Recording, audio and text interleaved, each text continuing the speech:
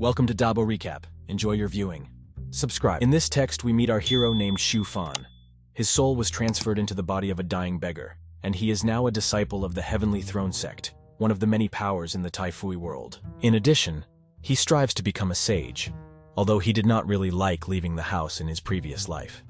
He hopes to find a way to return to his world, where he was an ordinary student. In 6 years, he reached the 4th stage of cultivation. This was the pace of an ordinary disciple.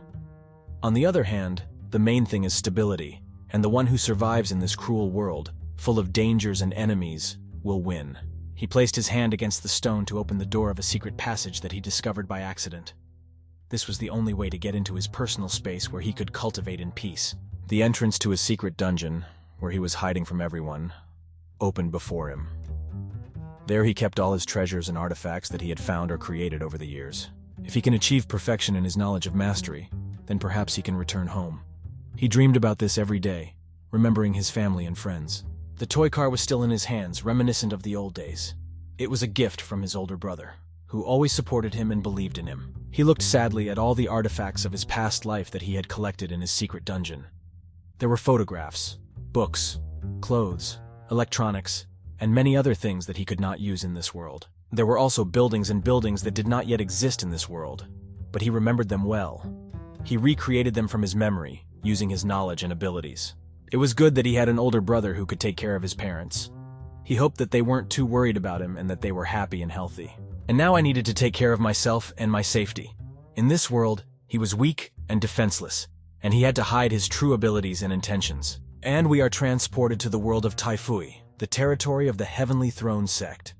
It was one of the most powerful organizations in this world, possessing many resources and experts. He prepared to push off and make a jump to move to the right place. He used his light body technique, which he learned from one of the books he brought with him. It's time to sign up for some classes again, and our hero decided. He wanted to study all aspects of cultivation to become stronger and more versatile. He studied everything little by little in order to stretch out his progress and not attract attention. Otherwise, he might accidentally make a premature breakthrough, which could give away his secrets and lead to disaster. He heard someone calling him cheerfully from across the ground and turned to see who it was. It was his only friend in this world, Wak Rui Long, who was also a disciple of the Heavenly Throne sect. It was Wak Rui Long. He said, "Stop showing off your light body technique. You know I want to learn it too. When will you teach me?" Our hero went down to him to talk. The first thing he did was ask him when he would teach him the same technique.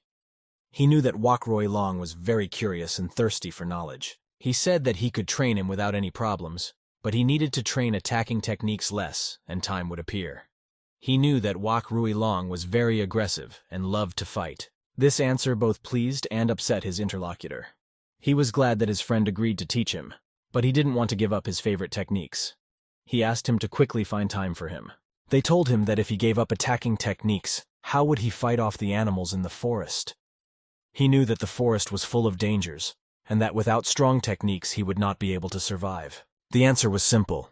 You just need to stop going into the forest, and you won't have to fight off anyone. He said that the forest was the only place where he could find rare resources and improve his cultivation. Let's remember the events that happened 3 months ago in the forest.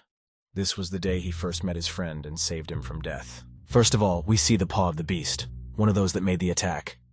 It was a firewolf, one of the fiercest and fastest animals in the forest. The wolves with hellfire from their eyes and around their bodies were those very evil opponents from the forest. They hunted in packs and did not spare anyone who got in their way. The guy who spoke to our hero was clearly not ready to repel their attack. He was wounded and exhausted, and he did not even have the strength to stand on his feet. The beast was ferocious and dangerous, and also inspired fear. He growled and showed his sharp fangs, preparing to strike a fatal blow. Gathering his last strength, the hero tried to repel their attack and win. He used his light body technique to dodge the blows and counterattack. However, our hero came to the rescue and defeated all his rivals at once with one attack. He used his secret technique, which he learned from a book from his world. Turning his gaze to the wolves, he realized that there was nothing left of them. They were burned to ashes by his fiery attack and did not make a sound. He asked if the young man was okay and how he was feeling. He walked over to him and extended his hand to help him up. He offered his help to get up. Compared to himself, he seemed like a real hero who saved him from death and defeated a pack of wolves. Brother Shu had to teach his new friend deadly techniques for defense. He knew that in this world you need to be strong in order to survive and achieve your goal. They inadvertently overheard a conversation between two girls who were discussing a master who teaches new techniques. They said that he was very talented and handsome, and that they would like to become his students. You can study attacking techniques when you have studied defensive techniques. This was our hero's answer. He said that without defense, the attack was useless, and that he needed to balance his cultivation. They discussed what they already knew, and asked why they still needed to learn. He said that there were many mysteries and wonders in this world, and that one had to constantly learn and explore. They did not pay special attention to the technique of the Heavenly Rider, since it allowed them to be safe. It made it possible to control animals and fly on them, avoiding ground dangers. The basics of taming animals also needed to be taught. They made it possible to gain the trust and loyalty of animals, and use them as helpers and friends. Our hero's attention was attracted by the idea of using medicinal plants in alchemy. He knew that alchemy was one of the most powerful and complex branches of cultivation, and that it could provide many benefits. He walked into the room where the master taught and saw a girl. He said he wanted to enroll in their course. She smiled at him and said that he had come on time and that she too would like to study alchemy. He learned that the course lasts only 3 days and consists of 10 lectures. There were 3 spots left, and he had to hurry if he wanted to sign up in time. When he learned about the price of this course, he was furious, since even his annual income was not enough. He couldn't believe that learning alchemy was so expensive. He asked that if he was going to study alchemy, then there was no way without paying. Is it so? He hoped that there was some kind of benefit or discount for him. It was necessary to make a decision, to weigh the pros and cons of this proposal. On the one hand, he wanted to study alchemy and learn its secrets. On the other hand, he did not want to spend all his savings. However, he decided to put down the crystal, which cost a lot of money, and said that he agreed to take the course. He thought it was an investment in his future, and that he could get his money back. With tears in his eyes, he left the selection committee, because he had to give away as many as 50 spiritual stones. This was more than he had earned in his entire cultivation. The girl who took him to class tossed a stone of enormous value in her hand. She was delighted to be able to sell another place on the course. She was sure that before her was another student who could not achieve anything in alchemy. She thought that he was simply wasting his time and money on empty dreams. We are transported to the territory of the evening market, which was beautifully lit. They traded various goods and services there, and there were always a lot of people there. He sat relaxed and thought that investing in training was a good idea.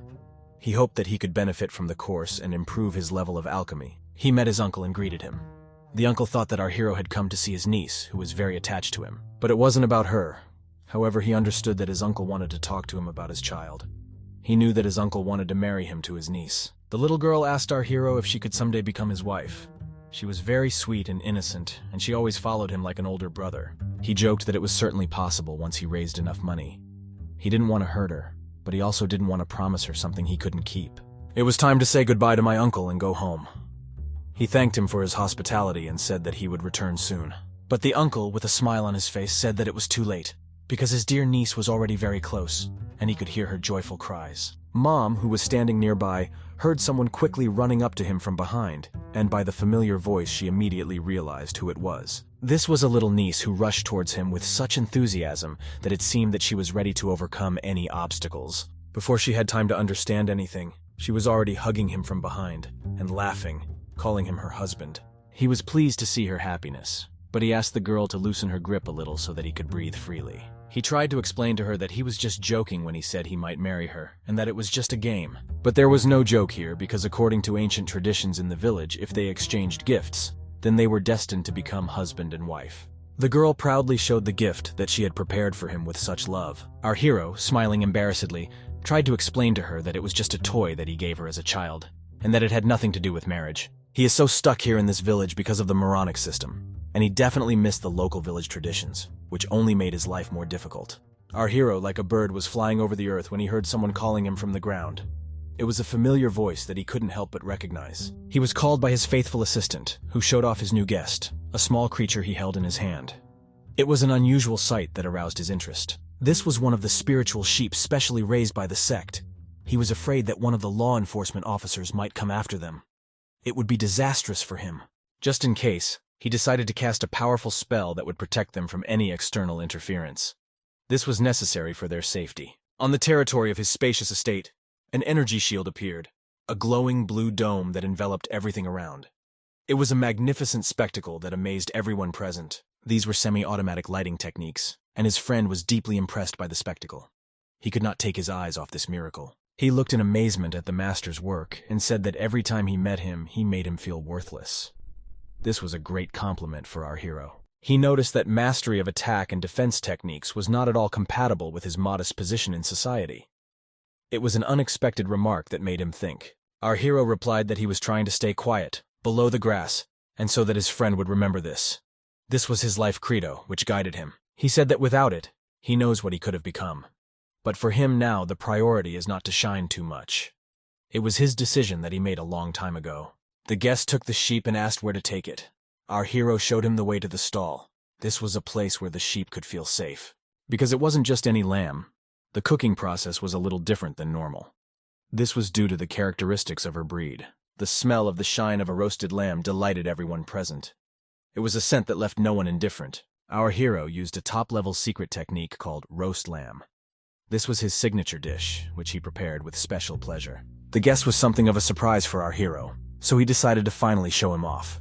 It was an unexpected development that piqued his interest. He had a small bottle of wine with him, which he offered to drink in honor of this important moment. It was a pleasant addition to their meeting. He also added that this wine, by the way, is 10 times more expensive than the cost of the lamb. It was an unexpected statement that surprised him. Our hero realized that he was being cajoled for a reason, and wanted to understand what was going on. It was strange behavior that made him suspicious. His riddle was insightful. His friend wanted to join the fighting squad. It was an unexpected proposal that made him think. The incident where our hero saved him from danger still remained in his memory. It was a moment he would never forget. Pouring the aromatic drink into glasses, he continued to explain why he wanted to join the clan. It was an important decision that he made after much thought. Our hero was impressed by the broad gesture shown by this young man. It was something unusual that he had not seen before. When they had eaten and drunk their fill, they sat for a while and had a heart-to-heart talk. It was a warm and heartfelt conversation that they both remembered. But nevertheless, at some point his guest suddenly broke free and ran home. It was unexpected behavior that made him think. Something sparkled in the sky, and this something was approaching the guest. This was an unusual phenomenon that aroused his interest. He caught it with his hands, still not quite understanding what it was. It was something strange and incomprehensible to him. When he finally realized what was in his hands, joy was visible on his face. It was something valuable that he had been looking for a long time. These were jade tablets with spells that our hero decided to give to his friend. It was a special gift that he had chosen with special care. Since he had almost no friends here, he decided to make a friend. This was an important decision he made for himself. This guy turned out to be quite good for him, so he settled on him. This was a man who earned his trust and respect. While in a state of rest, sitting on a chair, he could continue to water his field using the spiritual rain technique. This was the method he used to care for his plants. And when this process is completed, dry it to the desired state using the light concentration technique. This was the method he used to preserve his crops. Even the spring wind technique was within his power, which helped both the field and him. This was the method he used to improve his crops. He played with his power, launching an energy bird from his hands. It was an unusual sight that surprised everyone who saw it. And yet he could not remain satisfied with everything, since there were unresolved problems. These were the issues he had to resolve. He directed his gaze far, far into the sky, beyond its limits. This was the place he always wanted to go. There space opened up, a whole universe shrouded in mystery. This was the place he had always dreamed of. The universe in which he found himself was huge, and it was very different from what we were used to. This was a new world for him to explore. There were 3 worlds, and the hero guessed that he was in the middle of them. This was a guess he made based on his observations. In the history of the Heavenly Throne sect, there have already been mentors who ended up in the realm of the Celestials. These were people who left their mark on history. But this is definitely not going to happen to him anytime soon. He understood that the path to the top would be long and difficult, all because of this stupid system. If the day of the upper limit dies, he will not be reborn, which adds additional worries to him. He suggested playing with a spell to summon energy birds. This was his favorite activity, which always cheered him up. He created another high-level spell right now, although there was no need for it. He just loved experimenting with magic. He understood that if he came to someone at the stage of laying the foundations, he would not even be able to defend himself. This was his big problem that he had to solve. Sweat dripped from my face from exertion. He was on the edge, but continued to hold on despite all the difficulties. He tried to remain calm, but in vain. The stress and tension were too much for him to handle. It finally dawned on him that he cannot develop himself, but he can take on students. This was a new discovery for him that could change his life. He realized that he could create an entire sect that would protect him for his happiness. This was his dream that he wanted to fulfill. And yet, even though he was in a daydream, he realized that someone was creeping into him again. It was an unexpected interruption that forced him out of his dream world. Continue turning the scrolls of spells in your hands. He continued to try to understand who was violating his territory. This was an important investigation that he had to carry out. Perhaps they were animals, or perhaps they were trained ninjas. He couldn't be sure until he saw the enemy with his own eyes. He caught a sparrow with his hand and asked him to make a contribution to science. This was an unusual proposal that he made to the bird. Some alchemical formulas were happening in our hero's head, understandable only to him. These were complex calculations that he made in his head. He continued to experiment with the mass condition and properties of the bird. It was an interesting process that he carried out with great pleasure. After performing a few more manipulations with his hands, he already got some result. This was an important step forward in his research. It's not entirely clear why, but he made a ceramic one out of an ordinary sparrow. This was an unusual experiment that he conducted. Despite the fact that the sparrow was ceramic, it continued to fly. It was an amazing sight to see. At some point, the magic stopped, and the sparrow fell right on his head. It was an unexpected outcome that he had not foreseen. The hero realized that alchemy would begin to transfer money when he could master it better. This was his understanding, which he acquired after much thought. At the same time, at the other end of the forest, his friend was practicing the technique that our hero had given him. It was a moment he watched with pride. He was incredibly pleased with the result since it was high-level magic. It was an achievement of which he was proud. Brother Shu again gave him a spell capable of killing a wild beast. It was a gift he appreciated. Our hero's friend, with hope in his eyes, hoped that the beast he managed to neutralize had not eaten anyone. This was important for maintaining peace in their community. He looked carefully at his prey and again appreciated the power of the technique that our hero gave him. It was an amazing achievement that he appreciated. However, he was not alone, and noticed that someone appreciated his new move. It was a nice recognition of his efforts. His unexpected guest was amazed that he managed to finish off the beast with just one move. It was an amazing achievement that he couldn't help but notice. Usually only A-rank fighters could do this. These were real masters whom he always respected. There were 4 ranks in total: A, B, C, D. It was a system that he always respected and sought to overcome. If fighters from rank D were considered unfit for anything, then fighters from rank A are the future elite. This was an aspiration he always kept in mind. Our hero's friend tried to look at ease, looking at the face of his unexpected guest. This was important for maintaining good relationships. This kind of skill roll was something that rank B had to match, and he didn't think he was capable of it. It was his understanding of his limitations. The guest hoped that somehow, when he became an honorary fighter of the first rank, he would not forget about him. This was his hope, which he always held in his heart. In the evening, sitting by the fire, our hero and his friend exchanged opinions about today's story. It was a warm and friendly conversation that they both appreciated. He gave him a spell of fiery lances. Its peculiarity is to slow down the heartbeat before throwing. Therefore, it would be strange if he did not kill the beast with one blow. He considered our hero a genius and offered to join the combat squad with him. It was an offer he made with respect and hope. He was told that he did not like to kill, and the risk of dying himself would increase. This was the answer he gave with confidence and determination. Continuing to oil his prey, he explained why he could not so dramatically increase his level in society. This was his understanding of his position. All these arguments did not seem weighty to his new friend. This was his opinion, which he expressed with confidence. He believed that with his talents he could ascend to the realm of the Celestials, becoming the 39th venerable ancestor in the Heavenly Throne sect. It was his dream that he always kept in mind. And he, as the most faithful disciple, will ascend there with him. This was his promise to his friend. The heroes became interested in why he would strive to get into the Elder of the Celestials, because life there is even lousier than here. It was a question he asked with interest and curiosity. After all, this is a very cruel world and a real hell for cultivators. This was his understanding of the world, which he acquired after many years of practice. Our hero remembered how he read about this world in a book that he could get. This was valuable information that he stored in his memory. They objected to him that this was nonsense, and getting there is the main dream of any cultivator. It was a statement he had heard many times. He concentrated his power to use it for an unusual purpose. It was a difficult task that required his full attention. With one slight movement of his hand, he was able to divide the prey into exactly 2 parts. It was the result of his efforts, of which he was proud. Beast meat at the 6th stage of chi quenching was very beneficial. It was an important resource that he valued. While punching him on both cheeks, our hero's friend asked about the opportunity to become his student. It was a question he asked with hope in his eyes, and this did not impress our hero, which was clear from his face. It was a reaction he couldn't hide. He tried to take a breath and explain why this was necessary. It was an explanation he gave with confidence. Among his ancestors, there was one warrior at the spirit birth stage. It was a story he always remembered. However, our hero did not understand what this information meant to him. It was the bewilderment he felt. Now his friend's family has fallen into decline and slipped into the middle world, although it was on the high. This was the change he noticed. He confirmed that the celestial realm is indeed a cruel place. This was his understanding that he acquired after many years of practice. The territory of their sector is located in one of the poorest regions of the Feiyu world. This was a place he knew like the back of his hand. There are hundreds of sections with students at the stage of birth of the spirit and even higher. It was a community he respected. This was the strongest sect, and none of them could doubt it.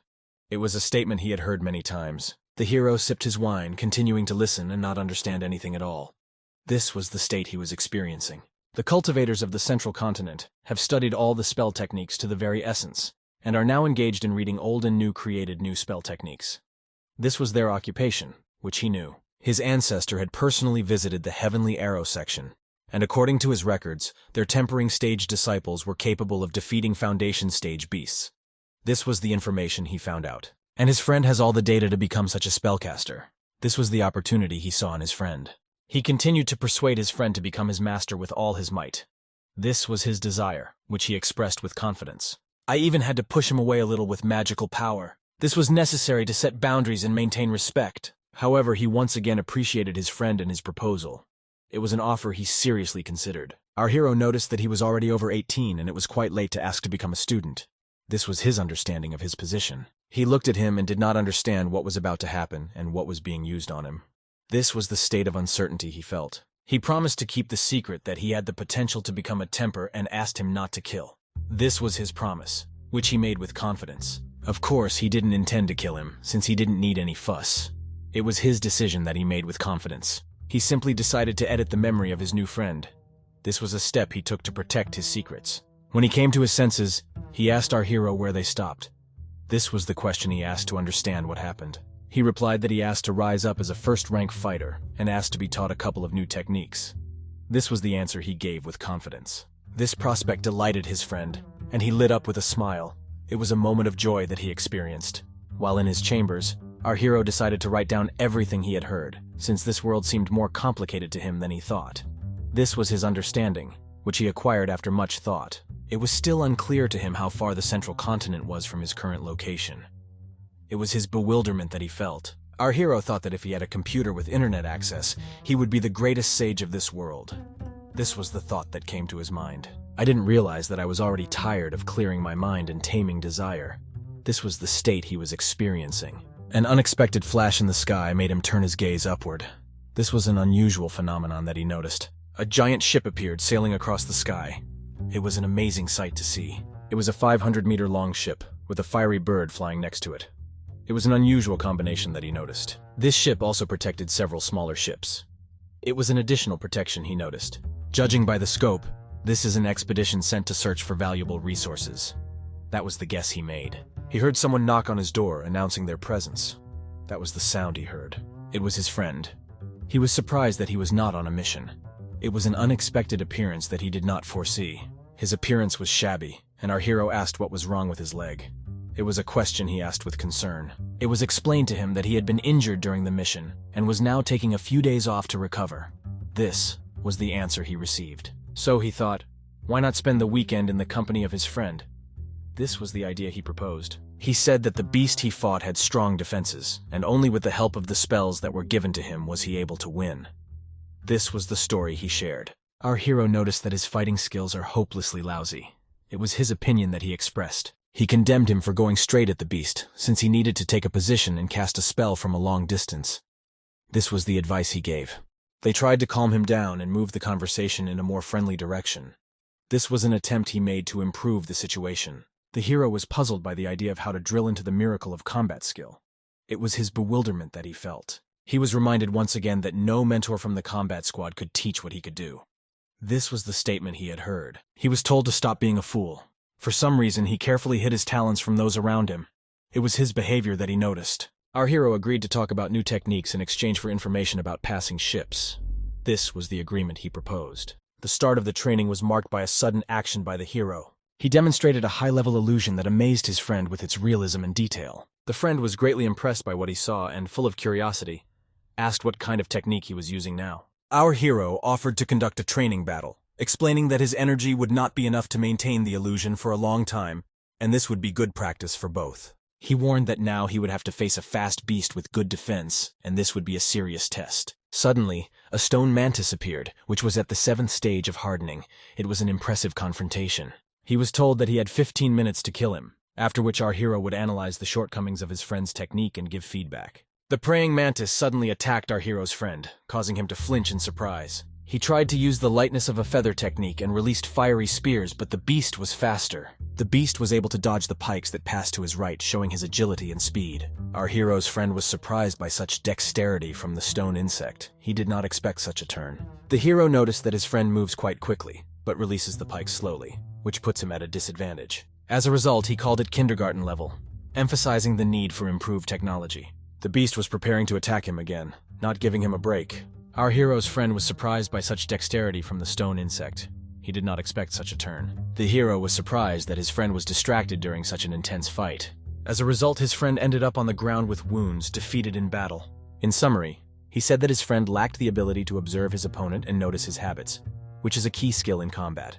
Every creature has its own habits, be it humans or monsters, and this is important to remember during combat. If his friend had been more attentive, he would have understood exactly which point to hit, and the mantis would not have been able to dodge the lance. After he missed, his actions became nervous and hectic, which means he lost already at that moment. The beast managed to return from 4 attacks, but during this time he still did not understand how he moved. Suddenly, he noticed that his master's ability to create illusions was so excellent that he still felt the pain from the blows he received.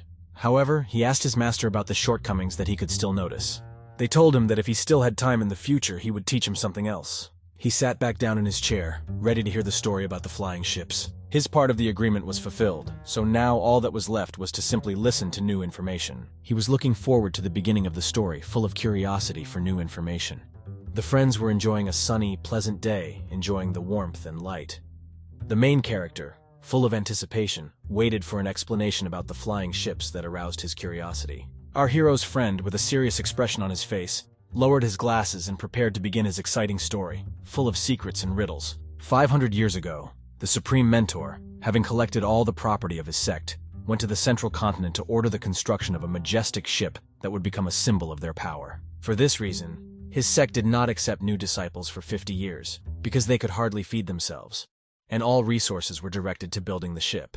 When the ship was built and new life arrived, the sect began to return to normal, and from then on, everyone began to consider them a serious force capable of challenging any opponent. Our hero was left with the question of why they suffered so much for this ship, which became a mystery to him. The fact was that half the area of their world was covered by water, the so-called Great Sea, which was full of secrets and dangers. It was not dangerous, but it could not be explored relying only on strong warriors, since the sea hid many unknown dangers. The fact was that sometimes a giant monster rose from the depths of the sea, and only a flying ship had a chance to fight off such attacks and survive in this fight. It was also said that on a flying ship, one could not only navigate the sea and air, but also go beyond the celestial horizon, opening up new horizons. Your hero became interested. He is now talking to something amorphous or about space, which made him even more interested in this topic. His friend replied that only those who have reached the highest level are capable of this, and their people are content to travel across the Great Sea, enjoying its beauty and secrets. Our hero noticed for himself that apparently possessing such a ship is akin to possessing nuclear weapons, which makes its owner incredibly powerful. He asked his friend if there were any options to get on board the ship and watch it to see it all with his own eyes. He was told that only 4 types of people were allowed on board: spell experts, fighting compartment guards, alchemy masters, and the ship's commander. He listened carefully to his friend, trying not to be distracted and remember every word in order to understand all the details of this story. These were the spell experts, the combat squad guards, the alchemy masters, and the commander of the ship at the stage of void exploration, each of whom played an important role in the life of the ship. The position of the latter, the commander of the ship, was of course considered the main and most important, since the lives of the entire crew depended on his decisions. In other words, it is not difficult for him to get on the ship. He just needs to join the combat squad and become a fighter of rank A, which will give him the opportunity to see everything with his own eyes. However, for our hero, such a task and conditions did not seem extremely easy, and he realized that he had a lot of work to do to achieve his goal. Our hero was asked once again if he had decided to go with his friend to the combat department to become part of this important group. He refused, saying that he would concentrate his efforts on the study of alchemy, the science of the transformation of substances, which had always attracted him. The next day, he stood in front of the alchemy training halls, ready to begin the next chapter of his life. His heart was still filled with the desire to find a way to return to his world, and he hoped that alchemy would help him with this. He greeted the girl at the registration desk and said that he wanted to enroll in a course on the technique of making pills, which are the basis of the art of alchemy. He was told that it would cost 500 spiritual stones and 100 merit points. And besides, the training would only last 2 years, which was quite expensive for him. Although it was a shameless robbery, he gave the wallet with the money and agreed, since he understood that knowledge is expensive.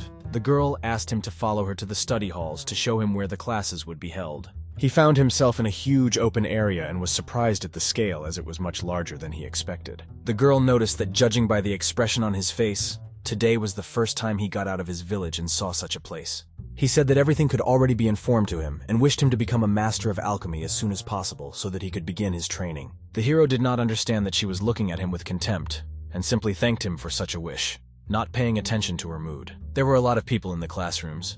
All the students were sitting at their desks, carefully listening to lectures and doing practical tasks. While observing the hall, he felt that some sweet aroma was wafting to him, which instantly attracted his attention. Turning his head to the side, he saw an incredibly beautiful girl dressed in a blue dress that emphasized her grace and beauty. The girl greeted him and asked if this was the first activity for our hero, showing her friendliness and openness. It was impossible to take his eyes off her. She was so beautiful, and he instantly realized that she would be his muse in this new journey. He greeted her, told her his name, and asked how he could contact her to get to know her better. The girl's name was Shayan.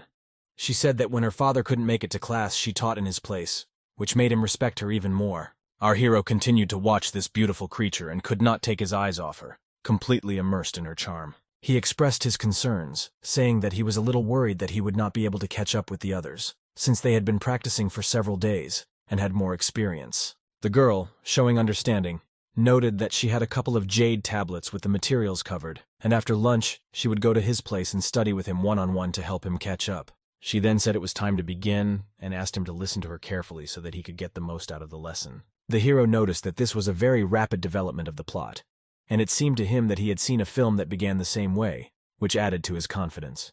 It was already late evening, and the moon was shining in full force in the sky, illuminating the path for our hero. Suddenly, the same girl came to him alone for additional classes, which was a pleasant surprise for him. For now it was just his fantasy, but he could not help his thoughts, which were full of hopes and expectations. He kept thinking about her and his extra lessons, distracted from the lesson he was currently going through and dreaming about the future. Master announced that today there will be no training in the initial cultivation of spiritual plants, and this is a very important part of the course that he must master. The hero knew that he had embarked on the path of studying alchemy, and that with such a teacher, learning promised to be not boring, but on the contrary, full of discoveries and new knowledge. Alchemy was not an easy task, so only a month later he was ready to begin his first tests, full of determination and enthusiasm, ready for new discoveries. In his work, he used the fire control technique and the energy control technique at the same time, which required a lot of concentration and effort from him, and was a difficult task.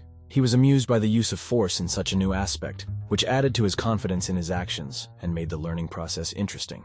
He watched as the molecules changed appearance and properties within his magic, which was an amazing and exciting sight for him, opening up new horizons. At first glance, it would seem that this was generally an easy discipline, but in fact this was far from the case, and he understood this. However, after a few seconds, the result of his work exploded practically in his face, which became a great disappointment and test for him. Even geniuses like him sometimes have boilers that explode, which is part of the learning process and is an important lesson for him. He was upset because this boiler cost a lot of money and its loss was a big blow to him, and he understood it. He attempted to glue the cauldron together with energy and restore it, hoping that this would help him continue his work and achieve his goals. He succeeded, but there were some cracks left in the boiler that could not be repaired, which was a great disappointment for him and caused him doubts. He remembered the reminder that these cauldrons could only withstand the first 10 explosions, which added to his confidence in his actions and helped him cope with disappointment. They say that it takes 20 cauldrons to make the first pill, 50 to develop your own pill, and as many as 1,000 to become a mentor, which was a big challenge for him. But these rules do not exist for a genius like him, who is able to overcome all the difficulties in his path and achieve his goals, despite all the obstacles. Something rattled in the house he was in once again, which became a signal for him to act and caused him anxiety. He failed to speak for the third time in a row, which was a great disappointment for him and caused him to doubt his abilities. However, the next time he already achieved the result, which he was undoubtedly happy about, since it was a great achievement for him and confirmation of his abilities. He tried to calculate in his head how quickly he could make a decent living using his skills, which was an important question for him and caused him a lot of thought. But he realized that once things got going, he needed to continue working, despite all the difficulties, and he was ready for this. We flash forward to the next day, when the hero has once again arrived at the alchemy training hall, ready for new classes and new challenges, full of determination and enthusiasm.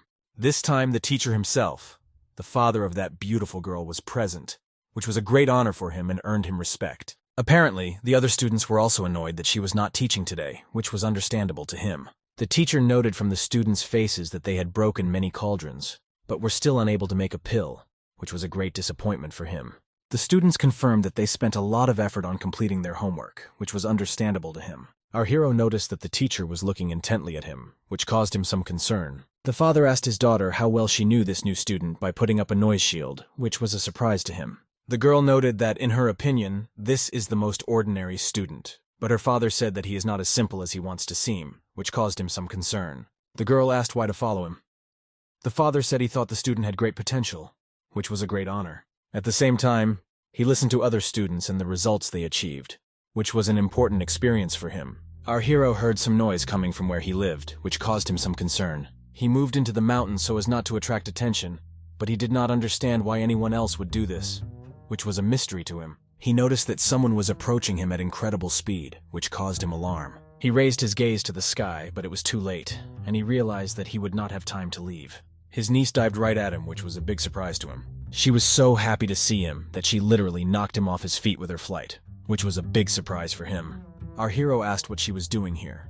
In response, he heard that she simply decided to visit her husband, which was a surprise to him. She had already grown up a little, and was also a beauty, which aroused his admiration. The dress with bows was very becoming and complemented her look, which was very nice for him. Apparently, the girl wanted to show off her appearance, which was very pleasant for him. Our hero did not understand what she was doing and why, leaving him confused, which was difficult for him to understand. She began to boast that one of her mentors said that she had a rare spirituality, and even wanted to find her as a student, which was a great honor for him. She recalled that her father asked us to tell our hero that he would find time and bring a ransom for her, which was an important task for him. Without giving it away, he reminded her that it was getting close to lunch and she was probably already hungry, so he would cook something for her, which was an important task for him. The table was decorated with a large number of dishes, and they all looked incredibly delicious, which was a great joy for him. You were delighted to see such attention and the fact that you found your favorite among them, which was a great joy for him. She said that she was very pleased that her husband spoiled her. It was time for our hero to explain that it was all just a joke and she was like a sister to him, which was a difficult task for him. He also noted that choosing a groom is the most important decision in the life of any girl, which was an important lesson for him. Suddenly she froze, without bringing the food to her mouth, which was a big surprise for him. Tears began to fall directly into the bowl of rice, which was a big surprise for him. She instantly switched to crying girl mode and complained that she didn't need her husband anymore, which was a big surprise for him. Our hero did not understand how to react to this and was in complete shock, which was a great test for him. An hour later, he had still not been able to calm her down, and she continued to cry, creating an atmosphere of sadness and despair. An hour later, the situation had not changed. She continued to sob and complain that her husband did not love her, which was hard for him to hear. After another 3 hours, her tears flooded almost the entire house, creating an ocean of grief around it. He tried to calm her down and told her that she was still needed, but his words did not reach her heart. However, he did not need her as a wife, and so she continued to cry again, drowning in her tears. Finally, he gave in and offered to pay that damn ransom for her, in the hope of calming her down. The innocent girl returned to her food as if nothing had happened. A smile appeared on her face. She said that she took him at his word and that he was a good cook, which was a surprise to him. He realized that all those tears were fake, and she was just getting her way, which was a big discovery for him. He asked who taught her this, meaning to pretend to be a naive fool, although she was not. The hero realized that he was simply deceived and tricked into getting the result she wanted, which was a great disappointment for him. But the thing was that she sincerely wanted to be his wife, which was a surprise to him. He realized that he could not do anything with her and beat her, which was a big test for him. All that remained was to sigh in annoyance and admit defeat in this battle, which was a difficult admission for him. He thought that he didn't care, let everything be like this for now, deciding to accept the situation as it was.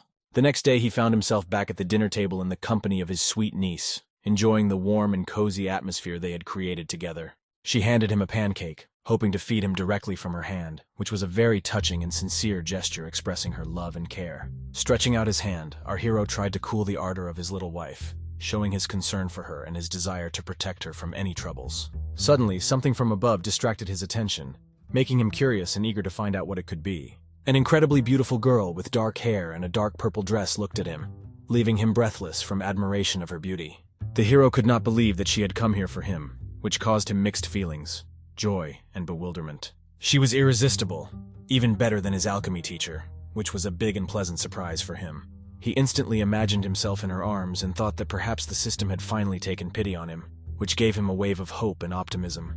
But nevertheless, he officially greeted her and asked how he could be useful, showing his willingness to help and be at his service. She replied that she had come to take someone with her, which caused him some concern and anxiety. The hero already had a premonition of success, because he thought that they had come for him, which caused a wave of hope in him. His guests approached his niece with an offer to become her ward, which was a surprise to him. The guest on the Bluebird responded with a warning that they couldn't just take our man away, which caused him some concern. Although she is the carrier of the heavenly spirit, she is not worthy of her attention, which was a great disappointment to him. Our hero was told that the fate of this girl, his niece, was connected. She would take her in any case, which caused him some concern. Little Juan offered to become her student once again and suggested training methods for the development of heavenly spirit carriers, which was a great challenge for him.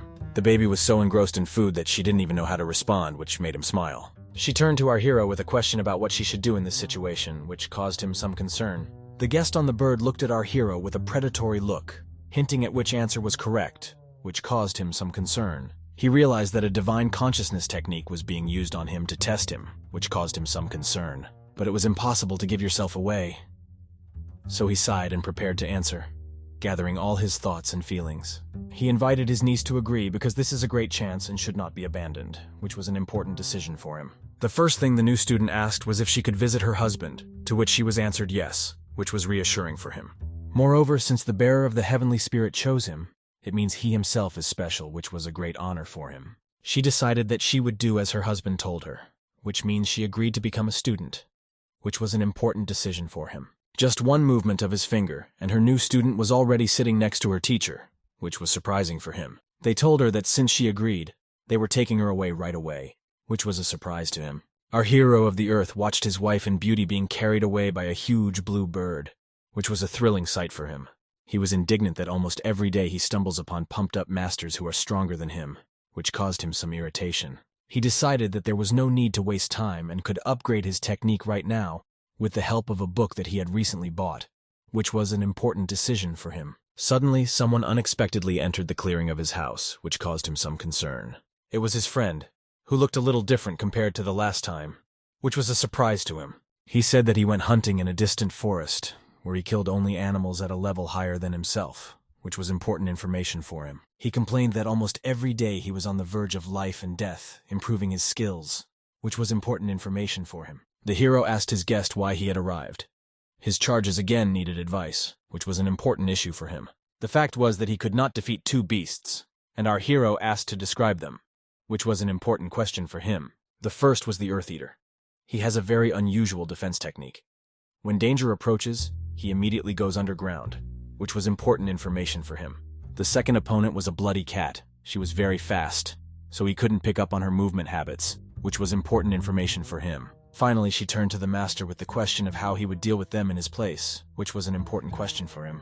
Our hero replied that he has one secret technique that allows him to kill any animal with one blow, and besides, it is quite simple, which was important information for him. This secret technique was invented by a great master, and he received it only by luck, which was a great surprise to him. The hero decided to demonstrate how it works right now, which was an important decision for him. He created two-chambered mantises with the qualities described by his animal friend, which was an interesting experiment for him. And in the future, he will demonstrate how to defeat both of them using a secret technique, which was a great challenge for him. He struck, and the stone mantis was already with a huge hole in its stomach, which was a great success for him.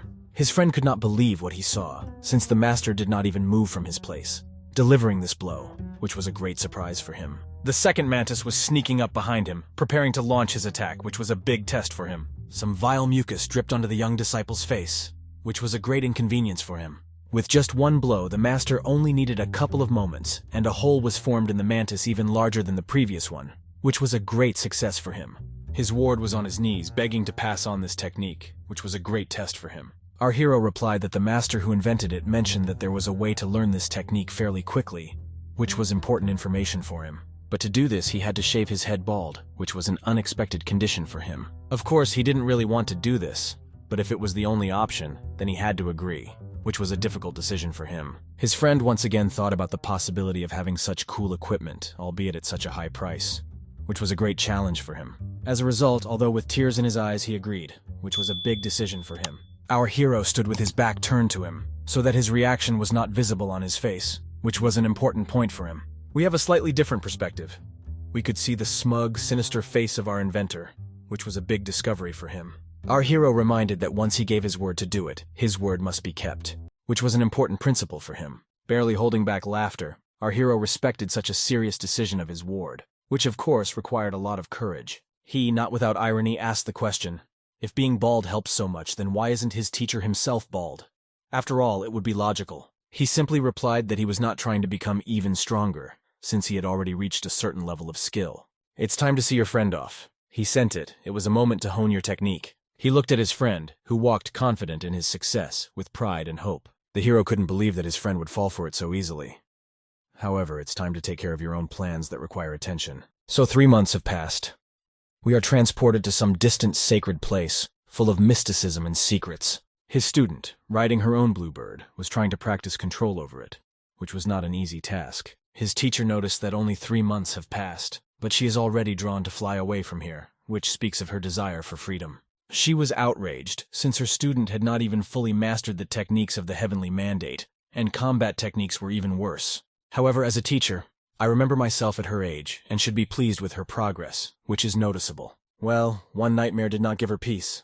The dream in which she was chained to a rock evoked fear. She knew that this was a warning from the heavenly spirit of an impending threat that must be prevented. She asked so much from her student only because she was the only one who could stop this disaster. The girl complained that all this was very difficult.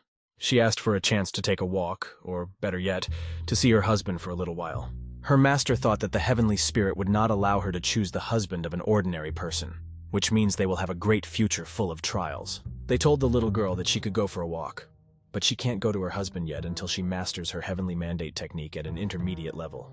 And we are transported to the forging training rooms, where there is an atmosphere of intense work. As soon as our hero entered the audience, he was immediately blinded by a huge amount of light reflecting from the walls. It turns out that these were all reflections from the bald heads of the students who were sitting in the classroom, waiting for classes to start. His friend, with a smile on his face, shared with the others what his master had said about such a trick that he used. This was unexpected to everyone who was listening. Then the idea began to dawn on our hero that the prank had gotten out of control and had taken on a life of its own. It was more than just a joke. After a short amount of time, most of the Heavenly Throne sect disciples shaved their heads. This phenomenon went down in history as bald madness, and it was truly amazing. Our hero was dissatisfied, since the threshold for entry into forging was even higher than into alchemy. He had to spend as much as 10,000, and also study everything himself, which was a big challenge for him. He turned his attention to the guy who was standing not far from him. This guy was a familiar face, and his presence sparked interest. Was it really Brother Ponfu? He greeted him instantly, happy to meet an old acquaintance. It was a pleasant surprise for him. All you needed to know about this master was that he came from a very, very rich family. This made him very influential and respected. The master replied that he had heard rumors about our hero's success in alchemy, and he decided to congratulate him. It was a nice recognition of his efforts. Since he is from a truly very rich family, he did not just say words of congratulations, but thrust a huge gemstone at the hero. It was a generous gesture. Before reaching the price of hardening, they studied together. Now he could call him a friend, of which there were not many here. These were precious memories. First of all, our hero decided to ask what the true reason for his friend's visit was, and so far returned the stone. He wanted to be confident in his actions. His friend complained that outside disciples had nothing to rely on in the sect, and they had lost funding. This was a serious problem that needed to be solved. He proposed several reforms to solve the problems of his sect. This surprised our hero, since he knew that he was from a very rich merchant family. When he first moved into this world, he received alms from him in the form of a family ring. It was a sign of trust and respect. He asked what kind of alliance his friend wanted to propose to create. He wanted to know all the details before making a decision. He said that he wanted to gather 1,000 odd external disciples at one stage who could help each other. It was an ambitious idea. His friend suggested naming some of the advantages of this alliance in the form of fresh news. This was an important aspect that could attract many. The second point was balancing the financial condition of each of the students. This was an important point that could provide stability and prosperity, but they lacked such a nugget as our hero, so he invited him to join their alliance. It was a great honor for him. Without hesitation for a long time, he agreed, which immediately pleased his interlocutor, who saw him as an important ally. They handed him a blue iridescent ball that sparkled in his hands. It was like a means of communication in this world, which was amazing technology. In addition, he provided several jade tablets that were carefully polished and had a pleasant, cool tint. I said goodbye to our guest. He waved after him, watching him move away until he disappeared from sight. Suddenly, someone crept up behind him and asked in his ear what was going on here. It was an unexpected question that made him turn around. It was his alchemy teacher. He replied that it was his old friend who came to visit. She asked why our hero didn't want to invite her to his house.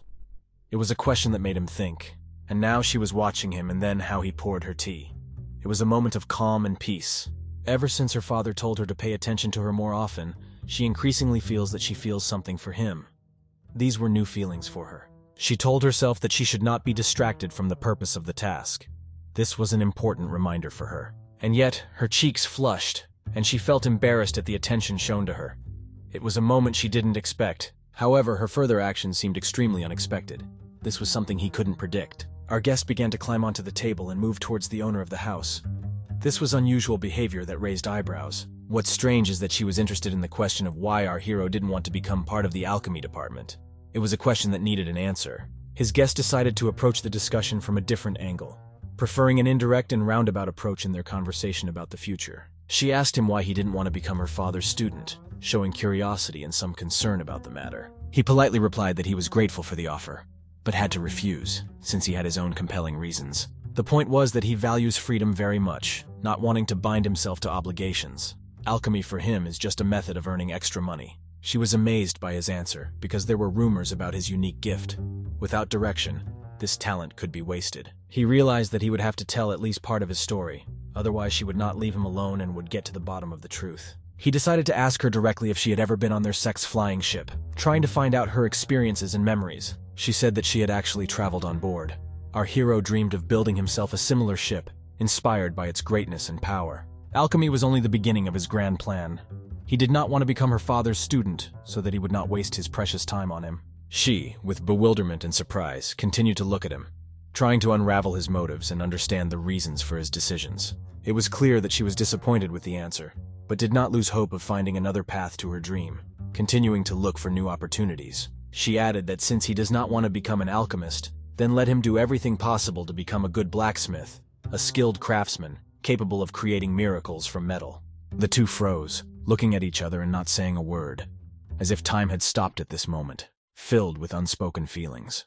At some point, his guest simply turned around and left, leaving behind a mysterious atmosphere and many unanswered questions. For him, free truth was priceless, and he understood that every free moment must be used as productively as possible. In addition, he spent 150 years in order to temper his energy and needs to spend these skills on activities that he really likes and brings satisfaction. Suddenly, the blue ball given by his friend began to ring in his pocket, making quiet but insistent sounds, attracting his attention. When he fell asleep, the ball from his pocket, the ball informed him that he had 6 unread pieces of news, each of which could change his day. Our hero watched in amazement as a strange device informed him about the events taking place in this world, opening up new horizons for him. One of the messages was about a local beauty, and he wondered if she was paired with his student, which might explain some of his actions. As soon as he thought about it, someone appeared on his porch, as if his thoughts had materialized into reality. A local beauty walked arm in arm with his friend, and asked questions about his master, showing a marked interest in his life and achievements. He answered without shock that of course he did it to the master. Without him, he would not have achieved such results, expressing deep gratitude and respect. The girl smiled back at him. She was the first beauty among the external students. Her smile was radiant and mesmerizing. His friend greeted his master from afar to the entire courtyard. His voice was full of delight and respect, spreading throughout the entire courtyard. And now these two were already standing on his doorstep and greeted our hero, their faces beaming with joy from the meeting. The girl was truly beautiful, although in the opinion of our hero, his alchemy teacher was even more beautiful. Her beauty was unique and mysterious. The first thing he decided to do was congratulate his friend on the fact that he managed to win the heart of the first beauty of the sect. It was an impressive achievement. He thanked the master and said that almost the first thing he came to introduce her to our hero, wanting to share his joy. His friend demonstrated a new technique that he had mastered, which delighted our hero. His skill had grown significantly. His friend shared that he met this girl at the test when they met the soul leader at the 9th stage of hardening, which was a real test of their strength and courage. A blue aura of glow moved through the room, stopping right above them, creating a mesmerizing and mystical sight, enveloping everything around with a mysterious glow. This was an aura cleansing performed by our master. Suddenly, the ball of energy shone even brighter, coming into action and illuminating the space around them. The fact was that after the test, a part of the evil spirit still remained in the girl, which our hero decided to extract using his skill and knowledge. Our hero said that it was a shame to run away from some soul eater, and also allow him to infect a girl, expressing his disapproval of such actions.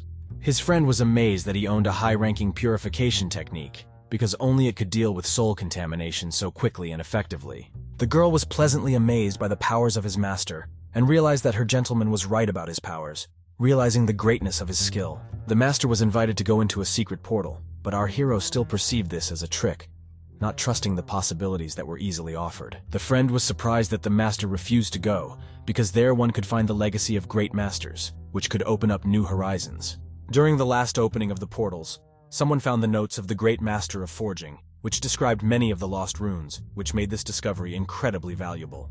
Then it dawned on him that if he wanted to become a great forging master, then it was simply necessary to know a lot of runes. Realizing the significance of this knowledge, he asked his friend again if he was sure that there would only be animals at the hardening stage, checking the information and his chances. His friend confirmed that he was confident in what he was saying, and added that it only cost 1,000 spirit stones to enter, making the offer even more attractive. The hero decided that since he still has 10 days before entering the portal, he should try to develop a strategy that will increase his chances of survival on the other side of the portal. He printed out the scrolls and began studying the new techniques in detail, eager to expand his knowledge and skills. One of them caught his attention, and he concentrated on it more, feeling that it could be the key to his success. Mentally transporting himself to the purgatory of forging, he began to study the secrets of this place, plunging into the depths of craftsmanship. Forging is the art of extracting essences from all things and forming new ones. It requires raw materials, runes, and molding, and is craftsmanship of the highest order. During the tempering stage, the available spiritual fire is not enough to temper materials that require a deeper understanding of the art of forging. The sound of an anvil distracted him for a second from the depths of his thoughts, reminding him of the reality and needs of the workshop. Even if the materials have undergone initial processing after receipt, they need to be hammered again to enhance their properties and provide the necessary strength and stability. The most important step could not be skipped.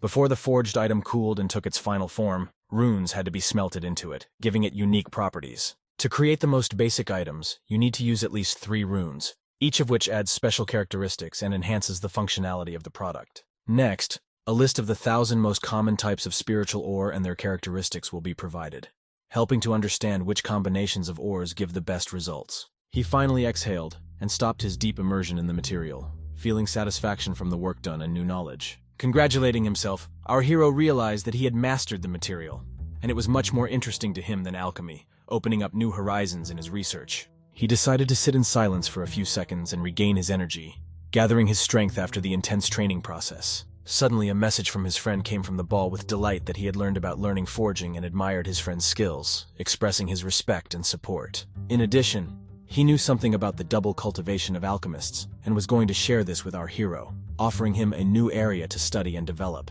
We are transported to the blacksmith halls where our hero approaches, carefully examining the surrounding space, full of secrets and possibilities. Handing the registration to Crystal for payment, he announced that he wanted to rent a room, already anticipating the moments of creativity and invention that awaited him ahead. Looking at the workroom, he realized that he was finally ready to try his hand at real forging, feeling the excitement and anticipation of new discoveries. It was about 60 degrees there, so he decided to conjure himself a shield of ice to protect himself from the heat and maintain his concentration. He began experimenting, planning to try simpler shapes first to learn the basics of forging and develop his skills. For his first experiment, he took scarlet steel and iron ore concentrate, starting to work with materials full of potential. He replayed in his head the message his friend had left him about the secret of dual cultivation, combining forging and alchemy, seeking ways to integrate these arts. It didn't matter what he was doing, forging or alchemy. A warning of a high level in one of the crafts descended from heaven to him, promising a guiding light that would help him achieve success. Our hero thought that most likely a person who succeeded equally well in two crafts at the same time is not even in some places viewed as a threat, but also as a talent and an opportunity. His hammers, created from illusion, were put to work and began to cut the first material, showing his ability to control his creations. He did not lose concentration, trying to perform all movements accurately, realizing the importance of each maneuver in the forging process. Now it was necessary to process the ore with spiritual hammers, and then add molten steel to it and form a sword, combining the materials into a single whole. He noticed that this process turned out to be too spiritually expensive, requiring a lot of energy and concentration from him. However, he continued to move the enchanted hammers and realized that he was already at the finish line, approaching the completion of his creation. Now it's time to fuse the runes into it, adding the finishing touches and giving the sword its unique properties. He did not lose concentration, trying to perform all movements accurately, realizing that every step he took was important for the final result. The runes he chose were hardness of rock, lightness of feather, and silence, giving the sword exceptional qualities. His experiment failed, and the sword he was making split into two parts, showing that even in skill there are mistakes. Then it dawned on him that the raw materials for 400 spirit stones had just been simply wasted on nothing. But this was a valuable lesson. One of the forging masters knocked on their door asking what was going on here, expressing interest and possibly offering help. It turned out that this was the manager of the blacksmith halls. He asked our hero if this was his first time in the blacksmith's shop, trying to understand his level of experience. When he realized that it was the manager, our hero decided that he would not let him go until he helped him improve his skills, understanding the importance of guidance. Judging by the manager's comments, our hero still had room to improve his forging skills, confirming his desire for perfection. We fast forward to 3 days later. The territory of Mount Tianmi is near a secret portal where new events are unfolding. A friend of our hero was flying on a bird with his girlfriend, enjoying the flight and the scenery around, when suddenly something rushed past them at great speed, almost knocking them off course, causing surprise and concern. The figure stopped nearby so that one could try to examine it, opening up the possibility of identifying the strange traveler. It dawned on him that it was their master who was riding a sword, demonstrating his skill and power. Having landed, he was finally able to greet his master and release the poor bird to rest after a strenuous flight. Of course, such progress in forging surprised his friend, since he spent only 3 days studying, and had already built such an unusual artifact, showing amazing results. Although there was nothing surprising here, because he could already be called a forging master, thanks to his talent and diligence. The man looking out of the portal announced that after entering the portal, he did not decide to kill anyone, and that in a month they would be thrown out of there automatically, providing information about the rules and conditions of the portal. He then asked them to prepare for the opening of the portal, emphasizing the importance of preparedness and vigilance. Our hero's friend asked if he should join them in the portal, to which he received a negative answer, possibly due to danger or other reasons. However, he handed him a certain crystal, and told him that in case of an emergency, you need to let your spiritual energy into him, and he will feel it, providing a way to communicate over a distance. A few moments later he left, still standing on his sword, continuing his journey and leaving behind questions and riddles. There was such pure spiritual energy around the forest that it took your breath away, filling the space with strength and calm. It was an entire forest of raw materials that grew in such a fertile environment, providing a wealth of resources for exploration and use. Our hero decided that the month would fly by unnoticed, but he could not do without a stronghold when planning his stay and actions. With just one sword, he cut down trees and built himself a house from literally nothing, using only energy, demonstrating his skills and ingenuity. A pack of animals were preparing to suddenly attack from behind, thinking that they had found easy prey, targeting our hero who was immersed in his own affairs. But as soon as he turned his gaze on them, they realized that things were not so simple, catching the strength and confidence in his gaze. They immediately took on a frightened look, turning from wild animals into pets, realizing that this was not an ordinary traveler in front of them. Our hero decided that the animals at the 4th stage of hardening could serve him as assistants. He asked them to bring anything that could be valuable or useful. Once the house was completed, it was time to look for the runes left here by the forging masters to enhance their skills. As he approached the lake, he thought that he could find something useful here by exploring the surrounding area for hidden treasures. when suddenly something began to emerge from the water, causing a huge splash and drawing his attention to the unexpected phenomenon. Someone greeted him and asked him not to panic, appearing from the water as if from nowhere. He had just subdued the flying sword, but now everything was in order, realizing that the danger had passed. The hero was surprised that someone from their sect had gotten here before him, wondering how this could have happened. Peering intently into the young man's face, he tried to understand who was standing in front of him, recognizing features and trying to remember how he could know this person. It was Ye Xiaoyao, the owner of a soft and relaxed voice that sounded familiar and soothing. Our hero was amazed that he looked like the main character even more than himself, noting the similarities in their features and image. Our hero introduced himself by name, and also said that he was an external student, demonstrating respect and openness to new acquaintances. He did not take his eyes off his interlocutor, and admitted that he was even prettier than himself, paying attention to the appearance of his new acquaintance. Apparently, heaven favors him. The portal has just opened, and he is already with a large loot, which testifies to his luck and skill. Moreover, his flying sword looked very valuable.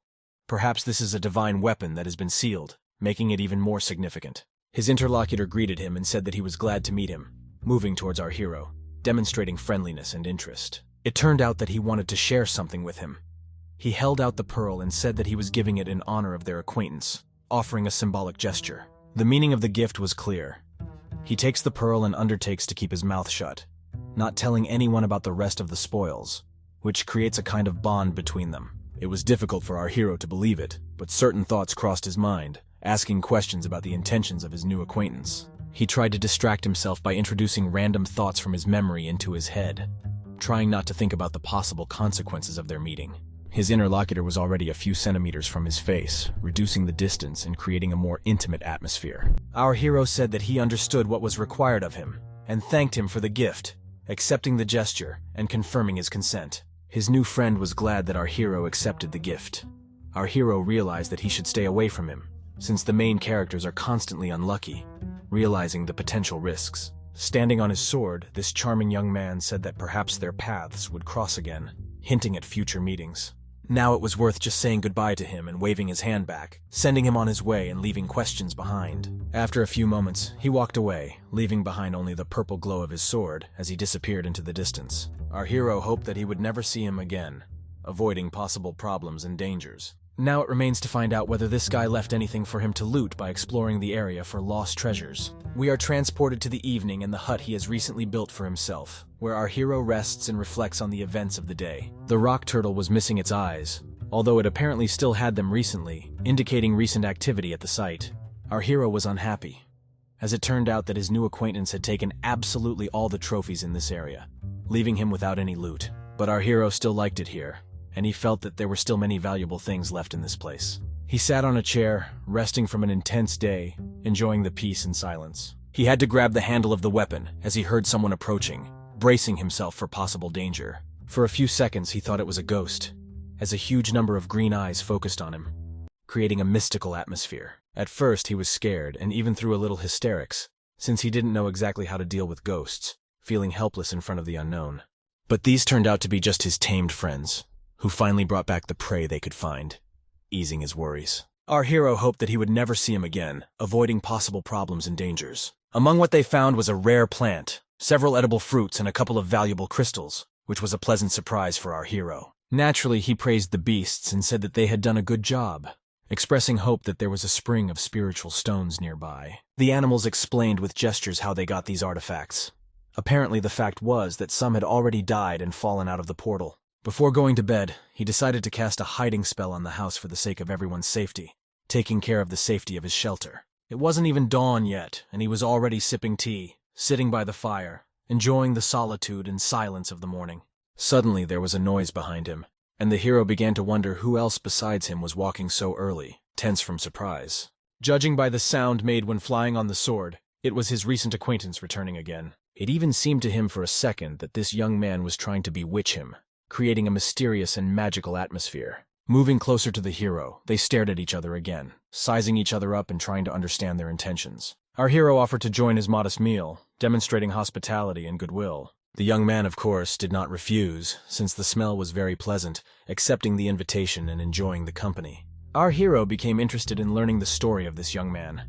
He assumed that this was a high-ranking fighter from the combat squad, But it turned out that he was a candidate for joining the swordsman and a student of mentor Yuan Hui, which added to his importance and respect.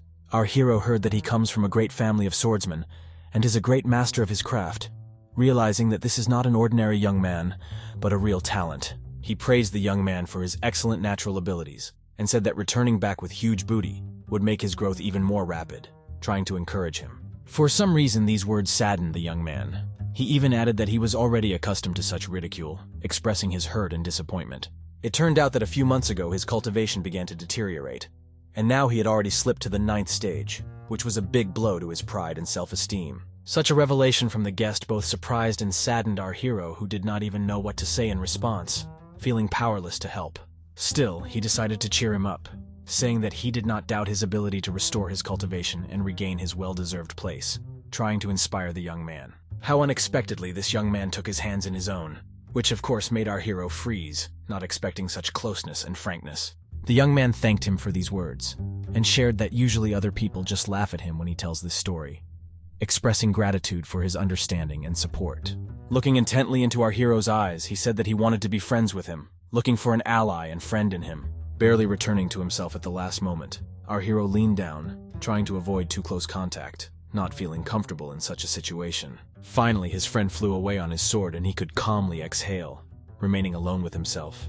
After an hour of walking through the forest, he finally found a spiritual tree suitable for building a ship, beginning to plan his next steps. Just as he began to plan exactly how he would cut it with his sword, muffled sounds began to come from the forest, attracting his attention.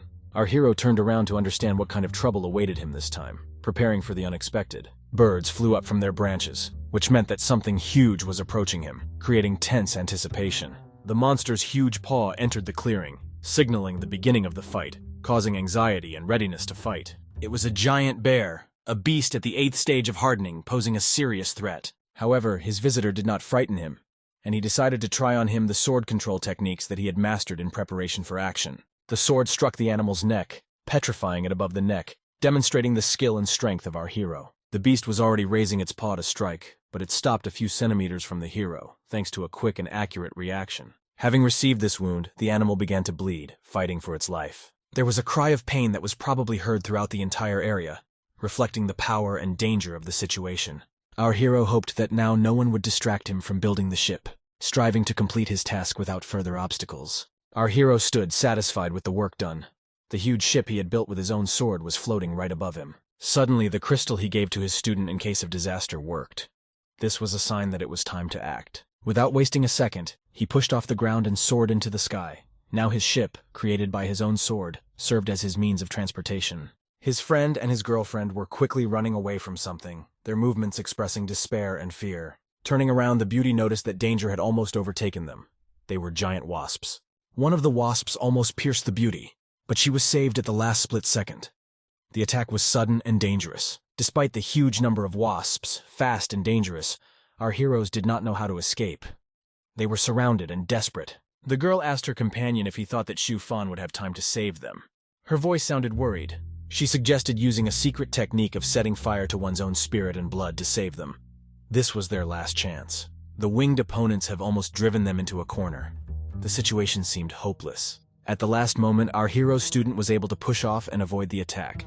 His reaction was quick, but the danger was not yet over. A huge number of wasps quickly attacked, but fortunately none of them hit the target. It was a miracle. Our hero's ward said that there is no point in using dangerous equipment yet, and that he believes in his master. Along the way, he took a speed pill to increase his chances of saving and dodging attacks. The girl insisted on using the pill, but the student assured her that it was better to wait for help from the master. Our hero, using the eagle eye technique, observed the situation, critically assessing the actions of his charges. He knew how dangerous these bees were. The couple, noticing someone approaching them, gained hope. Perhaps this was their savior. One of the insect's stings almost hit one of the heroes, passing a few centimeters from his neck. Now they were surrounded and unable to escape. Their only hope is the arrival of help. 10. The winged opponents have almost driven them into a corner. The situation seemed hopeless. The bees were preparing for the final attack, believing that their victims would no longer be able to escape. But our hero's ship was already looming in the sky above them, ready to join the battle. One of the insect's stings passed just a few centimeters from the neck of one of the heroes, nearly causing fatal damage. They were completely surrounded, and there was only one hope of salvation: their hero on the ship. The bees, believing that their victims were trapped, prepared for the final attack. But our hero, standing on the deck of his ship, was fully prepared to repel the attack of these deadly creatures. He concentrated, and suddenly there was a powerful burst of energy, shaking the air around him. Using the move Destructive Sound Wave, he released waves of force, aiming at the swarm of insects. Under the influence of this technique, the insects began to fall to the ground, their vitality leaving them. With one powerful move, the hero immediately neutralized all opponents, demonstrating his skill. From the ground, the couple watched the rescue, thanks to the hero who came to their aid at the most critical moment. Suddenly, a hook was released from the ship, which carefully hooked the young man and began to lift him aboard. The flying ship slowly moved away, carrying on a cable a couple who had just survived the test of survival. After some time, they were already relaxing by the river, trying to calm down after the stress they had experienced, while the hero was preparing dinner. The hero mentioned that using Destructive Sound Wave was very draining, and it would take several days for him to regain his strength. They were completely surrounded, and there was only one hope of salvation, their hero on the ship. He reminded them that there were still many dangers in the forest, and they must be prepared for further challenges. The hero's friend, still recovering from the long chase, lay on the ground, trying to catch his breath. It seemed to him that he had been through real hell, and now a meeting with his mentor awaited him. But at the moment he was too tired for this. Finally coming to his senses, he thanked his master for his timely rescue, sincerely expressing his gratitude. He also hugged his beloved, rejoicing that both remained alive after such a terrible ordeal. The hero warned that they could suffer minor concussions due to the sound wave, and suggested that they take an elixir to prevent further complications. The hero's friend rejoiced and thanked his savior, never ceasing to talk about his luck and gratitude for the rescue. He was given a choice. He would have to pay 20,000 spiritual stones for salvation, plus 2,000 for the elixir. Without objection, he agreed to give everything. For some reason, his girlfriend suddenly decided to pinch him, testing his reaction. He felt pain from the pinch, which showed that their perceptions and feelings were returning to normal. She also began to come to her senses and pinched herself to make sure that they were both conscious, and all this was not a dream. Both of them, on the verge of tears, continued to thank the hero while he was busy preparing dinner over the fire. Now the hero was interested in which of them came up with the idea to provoke the deadly bees. The hero's friend rejoiced and thanked his savior, never ceasing to talk about his luck and gratitude for the rescue. According to their story, their plan was flawless, but at some point they were discovered by bees. However, the hero wanted to hear more details, since this version seemed incomplete to him. It turned out that the honey of deadly bees has unique healing properties, including the ability to prolong life. This honey was needed to treat the girl's mother, which explained their risky adventure. The hero considered that such a goal for a dangerous mission was worthy, although it involved great risk. Remembering his own past life, when they also demanded a ransom from him for a girl, he felt some softening of his anger. He smiled at his student, understanding his motives and goals. Adding a fried leg to the conversation, he invited the student to refresh himself and regain strength after their dangerous adventures. Now he was interested in whether they managed to get honey. It turned out that they managed to get only half of the planned amount, which was in a small bottle. The hero realized that the honey of the deadly bees could be worth a lot of money, especially considering his current financial situation after the costs of forging. He asked them how much this honey cost, and it turned out that the price was 2,000 spirit stones per liter. Hearing such a price, he demanded to immediately indicate the place where they found it, seeing this as an opportunity to make good money. After all, if there is a chance to make money, our hero will not allow himself to stop because of some bees. Our hero, riding a deer, moved across a green lawn covered with colorful flowers and fragrant herbs. His animal, graceful and slender, moved extremely quickly, like the wind, easily jumping over small streams. He realized that bee territory was approaching ahead, and he needed to prepare for a difficult path full of dangers. He touched the head of his faithful partner, the deer, and ordered him to find safe shelter in the dense thickets. He was ready to embark on a risky adventure, as he felt the proximity of large prey that promised big money. 3 days later, our hero stood with his butt exposed as bait to attract the attention of the monsters. He looked like a sweet bun for hungry monsters who wanted to sting anything that moved. Finally, the monster noticed him and began to prepare for a lightning attack, showing his sharp stings. There was courage and determination in his eyes, and he seemed like one of them, cunningly disguised. What's strange is that some of them really liked him, and he turned out to be cute even for the ferocious creatures. Finding himself on the lawn, surrounded by them,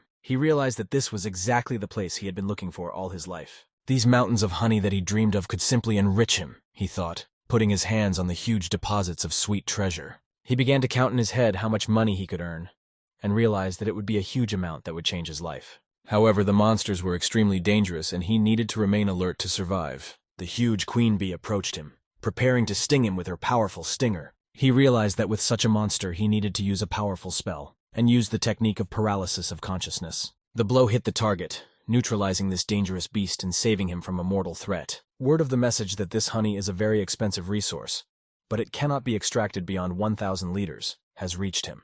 Then it dawned on him that his plan to get rich had suffered a slight setback due to this limitation. 10. What's strange is that some of them really liked him, and he turned out to be cute even for ferocious creatures. We are transported to the Cloud Islands, where the mysterious Heavenly Throne sect is located, shrouded in mysticism and secrets. This was the Palace of the Elders, one of the most significant and mysterious places in this territory, shrouded in legends and stories. One of the elders noticed that a disciple in the tempering stage was able to deceive a flock of bees and almost paralyze the queen bee, which was a rare feat. The loot in the form of honey sparkled on our hero's weapon like drops of sunlight, reflecting his skill and strength. Suddenly a portal opened, and a voice came from it ordering the hero to stop, filled with power and severity. Our hero was unhappy and thought that this voice belonged to some miser who wanted to interfere with his plans. Apparently there were indeed restrictions and you couldn't take too much honey, which was disappointing. Our hero's ship, soaring in the sky, carried its prey like a giant bee ready for a long journey. However, the hero began to wonder how many things he could buy for himself using what he could loot from those damn bees. A purple beam of light illuminated the sky, and the hero realized that his recent friend was approaching him, perhaps with news or help. He realized that his friend also learned about honey and came up with a clever way to get around these deadly bees. The elder was outraged that now every tempering student can get to this honey and is trying to ruin their reserves. Honey was such a valuable resource that its viscous, shiny liquid resembled real liquid gold. 25. Our hero was unhappy and thought that this voice belonged to some miser who wanted to interfere with his plans. His friend was pleasantly surprised that at the hardening stage one could progress so well and achieve success. He began to believe that if he collected 10,000 liters of honey and sold it, he could build himself his own magnificent ship. Suddenly the elder's voice reached him, illuminating everything around with light like a warning or a challenge. He became wary, not understanding what was happening and why someone had knocked the jar of honey out of his hands, interfering with his plans. He even froze for a second, trying to understand what had just happened and how it would affect his further actions. An energy shield appeared around the forest and a sign appeared that this grove was now closed for the next 150 years, destroying his hopes. He also decided that the owner of this plantation is a miser who does not allow him to get rich and achieve his dreams. The elder's voice warned him against conflict with him and suggested stopping to avoid big trouble. At the same time, our hero flew through the sky in his flying ship, carrying his prey with him. His journey continued endlessly, like an endless ocean, and every new day brought him new adventures. He constantly received notifications that he was changing his location and where he was at the moment. These messages became a kind of companion for him on his solitary journey.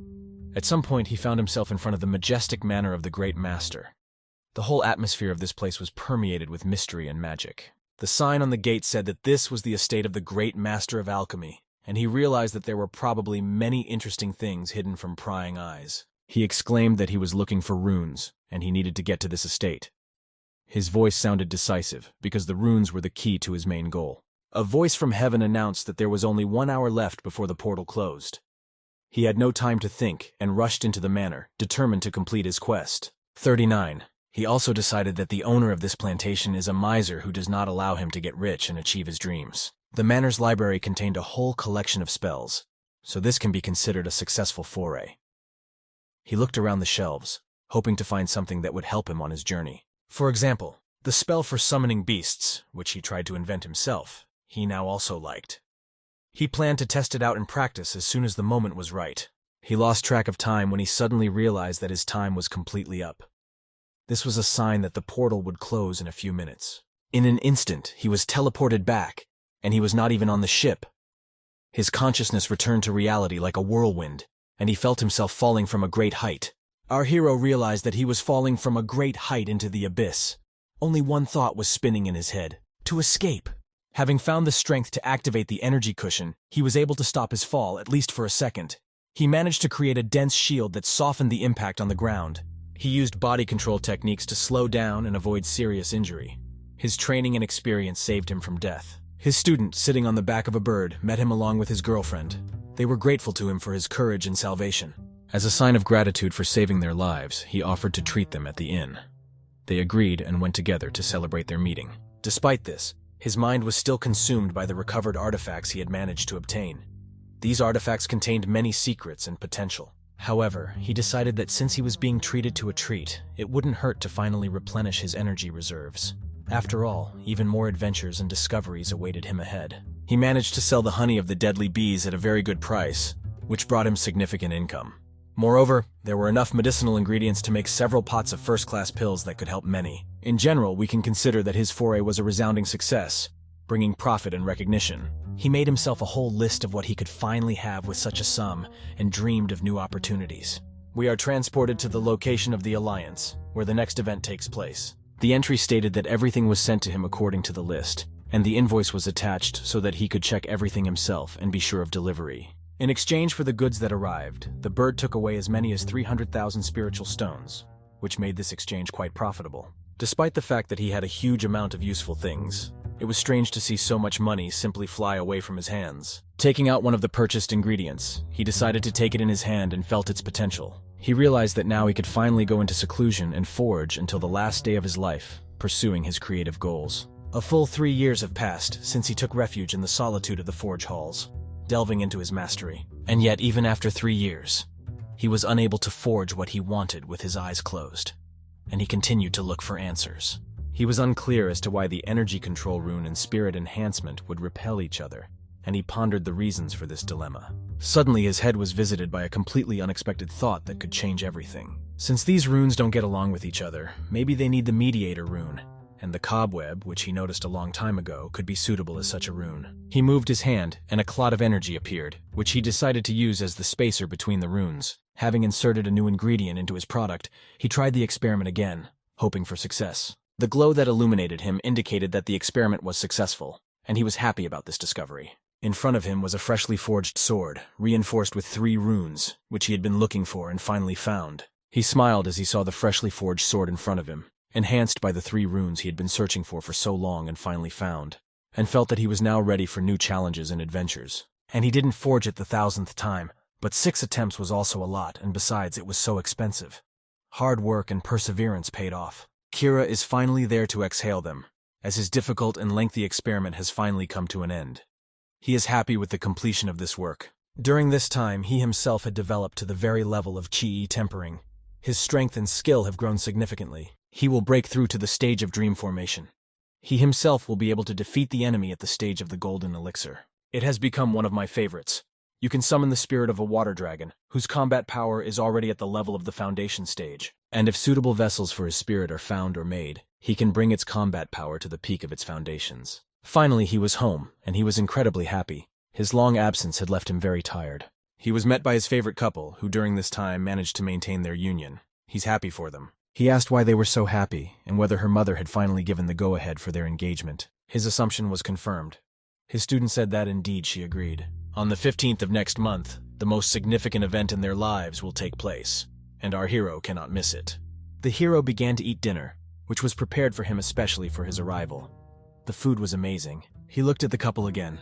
They looked very nice, and he didn't feel jealous of them. I was tired of every last crumb, as the dinner was truly prepared with love and taste. When he had finished his lunch, he stood at the table and invited them to follow him. They did not yet understand what awaited them, but they were already extremely interested in this riddle. They entered the actual treasury, where all the artifacts he was able to forge during this time were located. Our hero said that since he does not have a wedding gift, he gives them the opportunity to choose one item each from the treasury. There is only one exception. The warhead and RPG cannot be taken since they still do not work. He will break through to the stage of dream formation. He himself will be able to defeat the enemy at the stage of the golden elixir. The girl stopped at 2 swords and asked to take them. She chose swords as her wedding gift. The hero's wards were interested in a sword called 1,000 Man, which during a battle can split into several pieces and take arbitrary shapes. As he promised, any chosen artifact name can be taken, so the guests left satisfied with their acquired artifacts. Saying goodbye to them, he once again counted in his head how much it cost him to make these artifacts. On the 15th of next month, he was supposed to be at their wedding, and this would be his first foray far beyond the sect. A month later, he was already in the Heavenly Throne sect. It was difficult to walk because a small weight stopped him. Our hero had a small bag over his shoulders, which for some reason he had to move on his own legs. His friend's wedding would take place in a city called Daidin, and it was 6,000 kilometers from their sect. He again imagined how vast this distance was, and at the same moment he remembered that it was good that he had his own personal boat and called for it. His old acquaintance suddenly appeared behind him, leaving a purple glow behind him as always. Our hero turned around, hoping to confirm his guesses. This was indeed the same young man whom he considered to be the real protagonist of this story. Although he always pretended to be glad to see him, now he had no time for him at all. He greeted our hero and confirmed that they had not seen each other for 3 whole years. It was a meeting full of joy and nostalgia. There was fame about him, and now he is a real hero, for which I take the opportunity to congratulate him. His achievements were famous. However, what caught his attention was that our hero has his own ship. This aroused interest and questions. He was interested in various subtleties of the mechanics of this ship, and he asked clarifying questions, showing interest in the details. It turned out that he was going to the wedding of one of his brothers, and asked where our hero should go. The plans were revealed. In turn, he asked if they were heading to any one person. Fellow travelers began to share information. It turned out that this was true, and now they can travel together and chat all the way. The journey together has begun, and there was no point in arguing with the companion, so all that was left was to agree and move forward. Using his purple glow, he even tried to increase the speed of the ship, but forgot about the condition of our hero. He suddenly apologized because he had forgotten that our hero was only at the stage of chi hardening. The attempt was not enough. Our hero decided to refresh himself and took an apple out of his pocket to bite, feeling hungry from the long journey. In response to this, his friend invited him to join the table, which had a huge number of dishes. The meal looked great. However, something distracted them. Something was a threat that they sensed. The real protagonist apologized to ours and said that he needed a few moments to get rid of the insects. He used the 5-sword technique to eliminate the threat that was flying towards them. Our hero was surprised that for this purpose he needed as many as 5 swords of different elements. The fight was unexpectedly brutal. Nevertheless, the threat turned out to be much more impressive than he actually believed. The enemies did not give up. 5 unknown warriors pursued him, intending to capture his ship.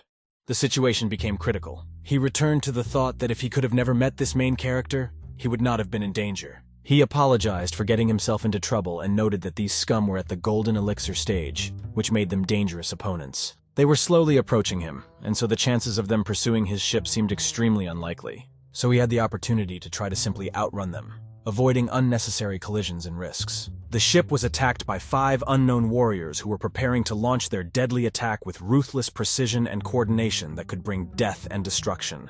The distance between them was quickly closing, and they were almost catching up with our hero's friend. Only a few meters remained, and every step brought them closer to an inevitable confrontation. He informed them that he had already had experience eliminating scum in the golden elixir stage, and was capable of dealing with them as well, which gave him some kind of psychological advantage. Our hero used mastery of the 5 flames technique to neutralize each of them, creating a whirlwind of fiery, destructive energy. However, they were only surprised that he hoped to scare them with such magic. Their steadfastness was amazing. Despite the incredible power of this magic, it has not caused them any damage so far, and their armor has proven to be resistant. 5 unknown warriors pursued him, intending to capture his ship. The situation became critical. He returned to the thought that if he could have never met this main character, he would not have been in danger. He apologized for getting himself into trouble and noted that these scum were at the golden elixir stage, which made them dangerous opponents. His friend prepared for battle while our hero calmly continued to eat his lunch, savoring each chewing stroke as if time were eternal. However, they were only surprised that he hoped to scare them with such magic. Their steadfastness was amazing. One of the villains was sent to catch up with our hero and quickly finish him off, then return, and his traitorous look spoke of his conspiracy. But not everything went according to plan, and one of their swords came straight towards him with fiery passion and aggression. However, it turned out that they were able to repel the attack, and he began to teach them a lesson about the difficulty of fighting him. The situation was far from in his favor, as he found himself alone against 5, and his fate hung in the balance. Our hero's friend began to get nervous, not foreseeing the outcome of this fight, and his heart beat faster and faster. He was told not to worry about his friend, but rather to concentrate on his enemies and be ready to act at a moment's notice. But he promised that today none of them would leave here alive, and this battle became their fateful test. Suddenly there was a loud explosion, and it was unclear what happened in this battle, as if magical powers exploded in all their bright glory. Our hero turned to the heavens, promising that if he was given another chance, he would no longer leave the territory of the sector where a burning conflict was now flaring up. He suggested retreating to the battlefield, where the real carnage began, and those around them looked at them in anticipation of bloodshed. The scoundrels' looks showed that they thought defeating the guy with the purple sword would be easy, but they underestimated his strength and determination. However, our hero still had one secret card up his sleeve, the purple dragon, and he was ready to use it at a critical moment. Having discharged the energy outward, the dragon broke out, and the outcome of the battle changed dramatically. Its powerful presence enveloped everything around. The mysterious ancient magic sparkling with a bright glow made them wonder about the nature of this power. There was recognition in their eyes. They did not expect that a student at the hardening stage would be able to display such power and control. Our hero suggested that they not destroy each other, but diverge from the world, based on reasonable considerations. He had just spent 5,000 spiritual power to extract spiritual energy, and that should be enough for 15 minutes of intense battle. But their answer was negative. They prepared to attack with their beasts, full of aggression and rage. On the other hand, the dragon that stood before them was not what it seemed. Our hero secretly pumped him with spiritual energy to the state of a golden elixir. Our hero's faces shone with determination. His proposal to part ways with the world became more profitable for him than for them. He ordered the dragon to destroy one of the scoundrels, and he obeyed without hesitation. Suddenly, there was a huge explosion, and taking advantage of the chaos, our hero decided to leave the battlefield, intending to create several more of these magical dragons. The dragon completed the task, and there was one more scoundrel on their account. However, at the last moment, the enemy was able to summon another magical creature, intending to defeat our hero. On the other hand, the dragon that stood before them was not what it seemed. I had to use a protective dome of the elements of gold, fire, and spiritual light, as well as the protection of consciousness, to repel this attack. But it turned out to be a technique of attacking the psyche, and it turned out to be impossible to fight it off. The hero felt a powerful blow to his mind. We are transported somewhere to nameless mountains, where life flows in its own way, far from the bustle of big cities. Two children had to open the door, who seemed to be watching him.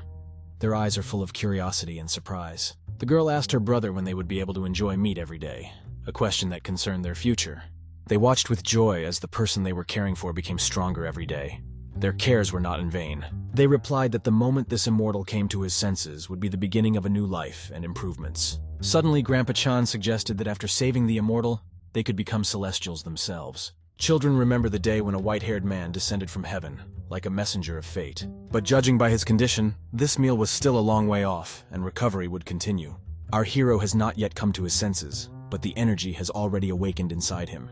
He is grateful that he was found and saved. He spent half a month fighting the soul-eating worm in the astral space, and was finally able to defeat it. Now he came to his senses and turned to the children who had been watching him all this time. With a smile, he asked if they would tip for the massage, trying to create a humorous atmosphere.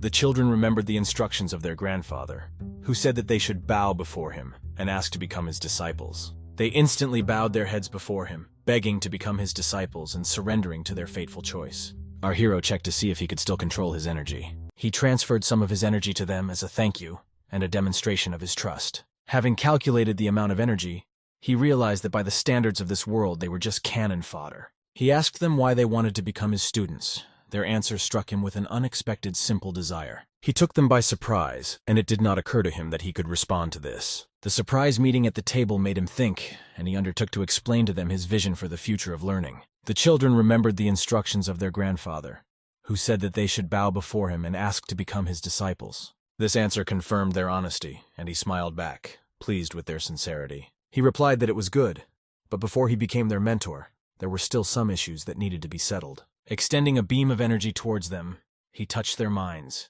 intending to plunge them into astral consciousness to test their true nature. The nature of man is unchangeable, and his examination was to reveal all their hidden traits. He decided that if they successfully passed the test, he would become their mentor. Otherwise, he would still provide them with a comfortable life. Now it's time to evaluate your condition after the fall and battle with the scoundrels. Even though he had defeated the soul-eating worm, it would take at least half a year for his spiritual and mental strength to fully recover. Therefore, he made a promise to himself not to leave the sect for the next 10 years, deciding to stick to this promise. This was a promise he made to himself, and he intends to keep it at all costs. He continued to reflect on the extent of the damage he had suffered in the accidental fight. The most important decision he made for the future was to stay away from that main character. He took a teapot out of his bag and decided to pour himself some tea to relax. In addition, he decided that upon his return, it would be necessary to create more fighting dolls as the most effective means of defense. Suddenly, an unfamiliar man burst into their house, but he, like the children, began to bow. Therefore, he made a promise to himself not to leave the sect for the next 10 years, deciding to stick to this promise. Using energy, he lifted the man from the ground, realizing that he was the one he had saved. Our hero noticed that there was no longer any need to kneel before him and asked him to stand up. He asked his grandfather what he wanted as a reward for the rescue. Grandfather only wanted to live a long and happy life with his wife, without fear of illness and old age. Our hero had something to offer, and he channeled the energy towards his grandfather. passing on something special to him. He explained that they were longevity pills and told Grandpa that he and his wife would need to take one every 2 years. Thus, their longevity was ensured, and he did this in gratitude for their kindness and faith in him. Grandfather also became interested in what was happening to the children, and why they were unconscious behind our hero. There was nothing wrong with that, because he was just testing their potential before accepting them as students. The satisfied man left the barn and went to his wife with good news about the found students. He sent the children to the test, and it was time to find out the results that would determine their future studies. Our hero once again concentrated the remnants of his energy to create 2 energy balls for analysis. Each of the balls reflected the true essence of each of these children, and he was ready to reveal it. He began testing with the young man, and realized that despite the difficulties he had experienced, the innocence of his soul remained unchanged. As for the girl, it turned out that she has the potential to reach serious heights in cultivation, and she has all the necessary data for this. A smile incessantly lit up his face upon receiving these results, since both results were pleasant for him. Although the children did not hear his words, he told them that when they woke up, their lives would no longer be the same as before. And we are transported to the throne in the heavenly heights, where our hero's main friend was sitting on the ground, waiting for his return and conversation. He blamed himself for what happened to his friend, because our hero was always extremely careful and never left the territory of the sect. His future bride tried to calm him down, claiming that our hero could even move mountains, and everything would be fine with him. He asked her not to console him because he really felt guilty about this situation, and he had an important issue to resolve. In addition, he had prepared a red envelope for his friend and planned to hand it over personally to discuss the future. His wife supported him in this, saying that they would do this together and support their friend in a difficult moment. The children were congratulated for not meeting the standards of their sect. They were given plaques that will serve as proof of their identity. This became a symbol of recognition for them, and they were proud of it. Our hero sought further adventures on his flying ship. He dreamed of exciting travels and dangerous trials that lay ahead of him. His new student asked how difficult it was to become like him. The teacher smiled and said that the key to success was dedication and hard work. He replied that if you obey him well, the path to cultivation will be easy for you. He shared his knowledge and experience with the student to help him achieve his goals. They again wondered if they could now eat meat every day. After years of following a strict diet, they thought they could now have more variety in their diet. He was amused by such childish naivety, and he smiled, saying that at least 3 times a day. He was ready to enjoy every moment with his students. The heroes continued to move forward toward their adventures. Nothing could stop them, and they were full of determination and optimism. Suddenly, our hero's main friend caught a beam of energy straight from the sky. This event gave them strength and confidence in the future. He realized that it was his friend and somehow managed to return. The emotions and joy were indescribable. He couldn't believe his eyes. He was so worried that he had already begun to think about the worst possible outcomes. But now he realized that they had a chance for a happy continuation of their story. His friend assured that it was not so important whether he missed the wedding or not, and the main thing was that he remained alive. They understood the value of every moment in their lives. He also noticed that there were 2 small children standing behind him and asked if they were his children. It was a moment of surprise and joy. He was not very smart, so he was surprised how they managed to grow so much in 2 weeks. He felt that his life had become even more amazing and mysterious. He replied that these were just his newly minted students and was going to introduce them by name.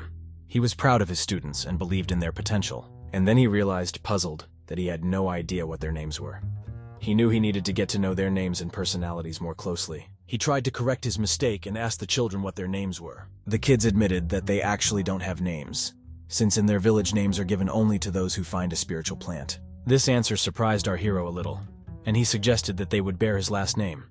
This proposal created closer ties between them. He gave the boy the name Xiu Gang. He decided to name the girl Xu Yuexian. The name sounded new and special to them, and they accepted them proudly. Out of old habit, they bowed their heads before him and thanked their mentor for the bestowed names. It was a sign of respect and gratitude. He decided that since they were now his students, he needed to dress them up.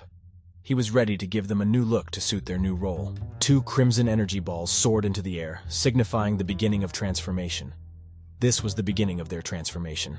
Each of his new students received 1 ball. These balls contained magical power and creativity. Although his magic was usually blue, the balls with this magic were purple for some reason. This meant that they carried a special energy. For starters, the balls slightly changed the color of each of his new students' clothes. Clothing has become brighter and more colorful. The girl, a friend of our hero, was surprised by such amazing magic, since she herself was a fashionista. She was looking forward to what would happen next.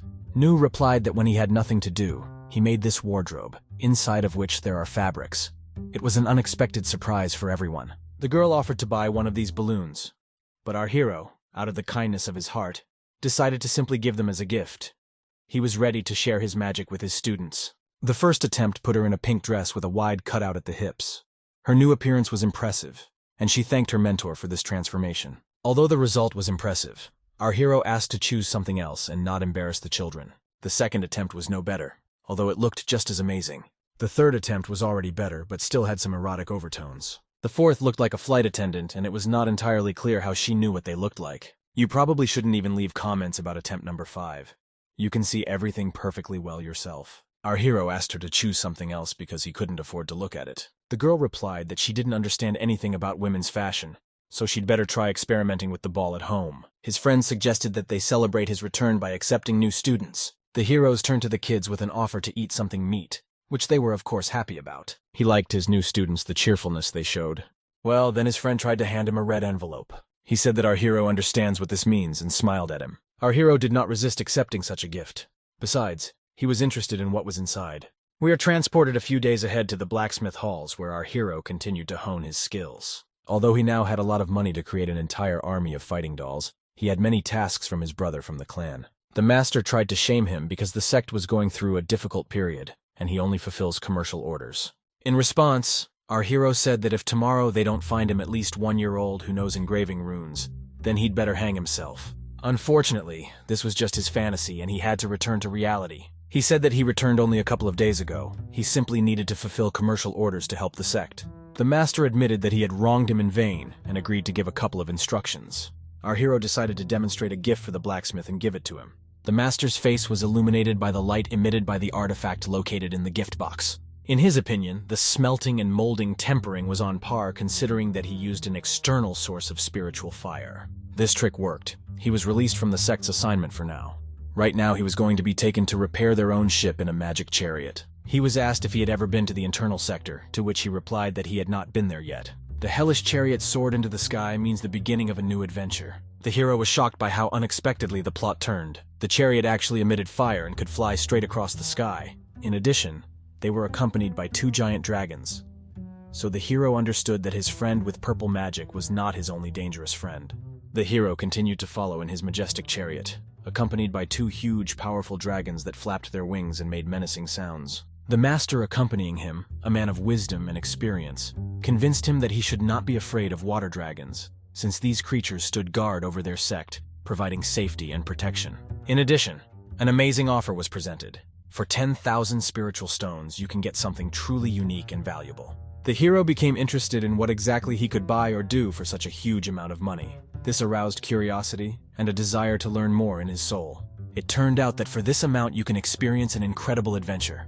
Ride directly on mighty dragons, feeling all the power and greatness of these creatures. However, the hero had to admit that he does not yet have sufficient wealth to spend such sums on entertainment, even despite their exclusivity. This was, of course, a pity, since the dragon riding experience promised to be truly unforgettable and unique. Suddenly, he was called to perform an important task, restoring the lining of the ship and adhesion of damaged runes, which required certain skills and abilities. When they arrived at the place, a huge ship appeared in front of him with significant damage to the hull, which looked impressive and required a lot of work. It was explained to him that the payment for his work would directly depend on the amount of work performed, and the price was about 1,000 spiritual stones per square meter, which was very generous. To begin with, he was asked to observe the work of other masters in order to better understand the specifics and requirements of this task, as well as master the necessary techniques. He flew to the place of work, beginning to study it, delve into the details and plan his actions in order to effectively carry out his role. Repairing the ship looked like a relatively simple task,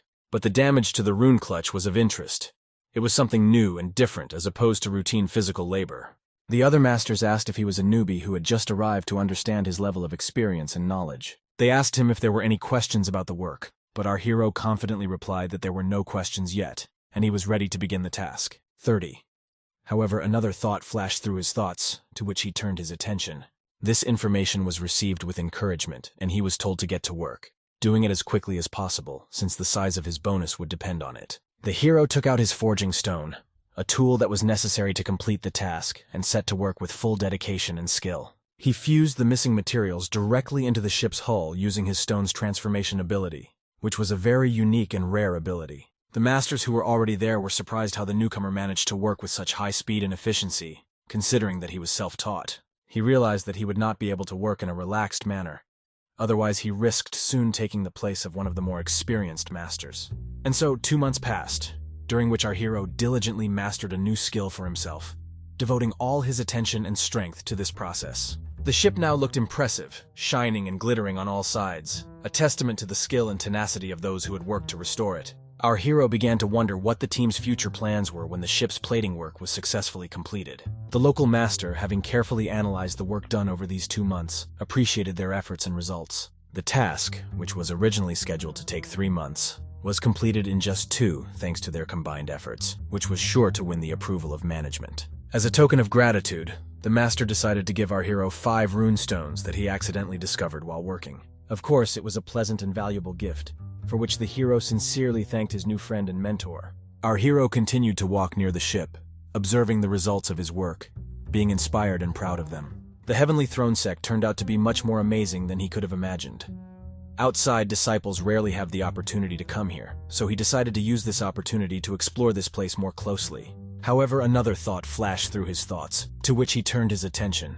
All this time, the old man brought him to the sect, and now that the work is finished, these trips will stop, which means that the hero will have to look for ways to penetrate these regions on his own. The scene changes, and we are transported to a couple seeking adventure against dangerous monsters, where every moment is filled with risk and excitement. Because there were 2 of them, they could effectively cooperate and support each other in battle. These adventures took place far from the Heavenly Throne Sect, which added to the risk and required them to be especially careful and attentive. The young man proposed, at the end of this task, to exchange the accumulated merit points for an embryonic pill, seeing this as a great benefit and an opportunity to strengthen his abilities. However, the girl suggested spending it on the foundation stage, seeing this as another strategy for strengthening their position. The young man objected, arguing that it was better to choose a pill, since he considered it possible to master the process of laying the foundations on his own, and without external help. Our hero's comrade suddenly noticed the approach of a flock of animals, and it seemed that among them there were several individuals at the stage of laying the foundations. The girl instantly realized that if there were more than 2 such animals, they would face a serious threat that required special caution and readiness for battle.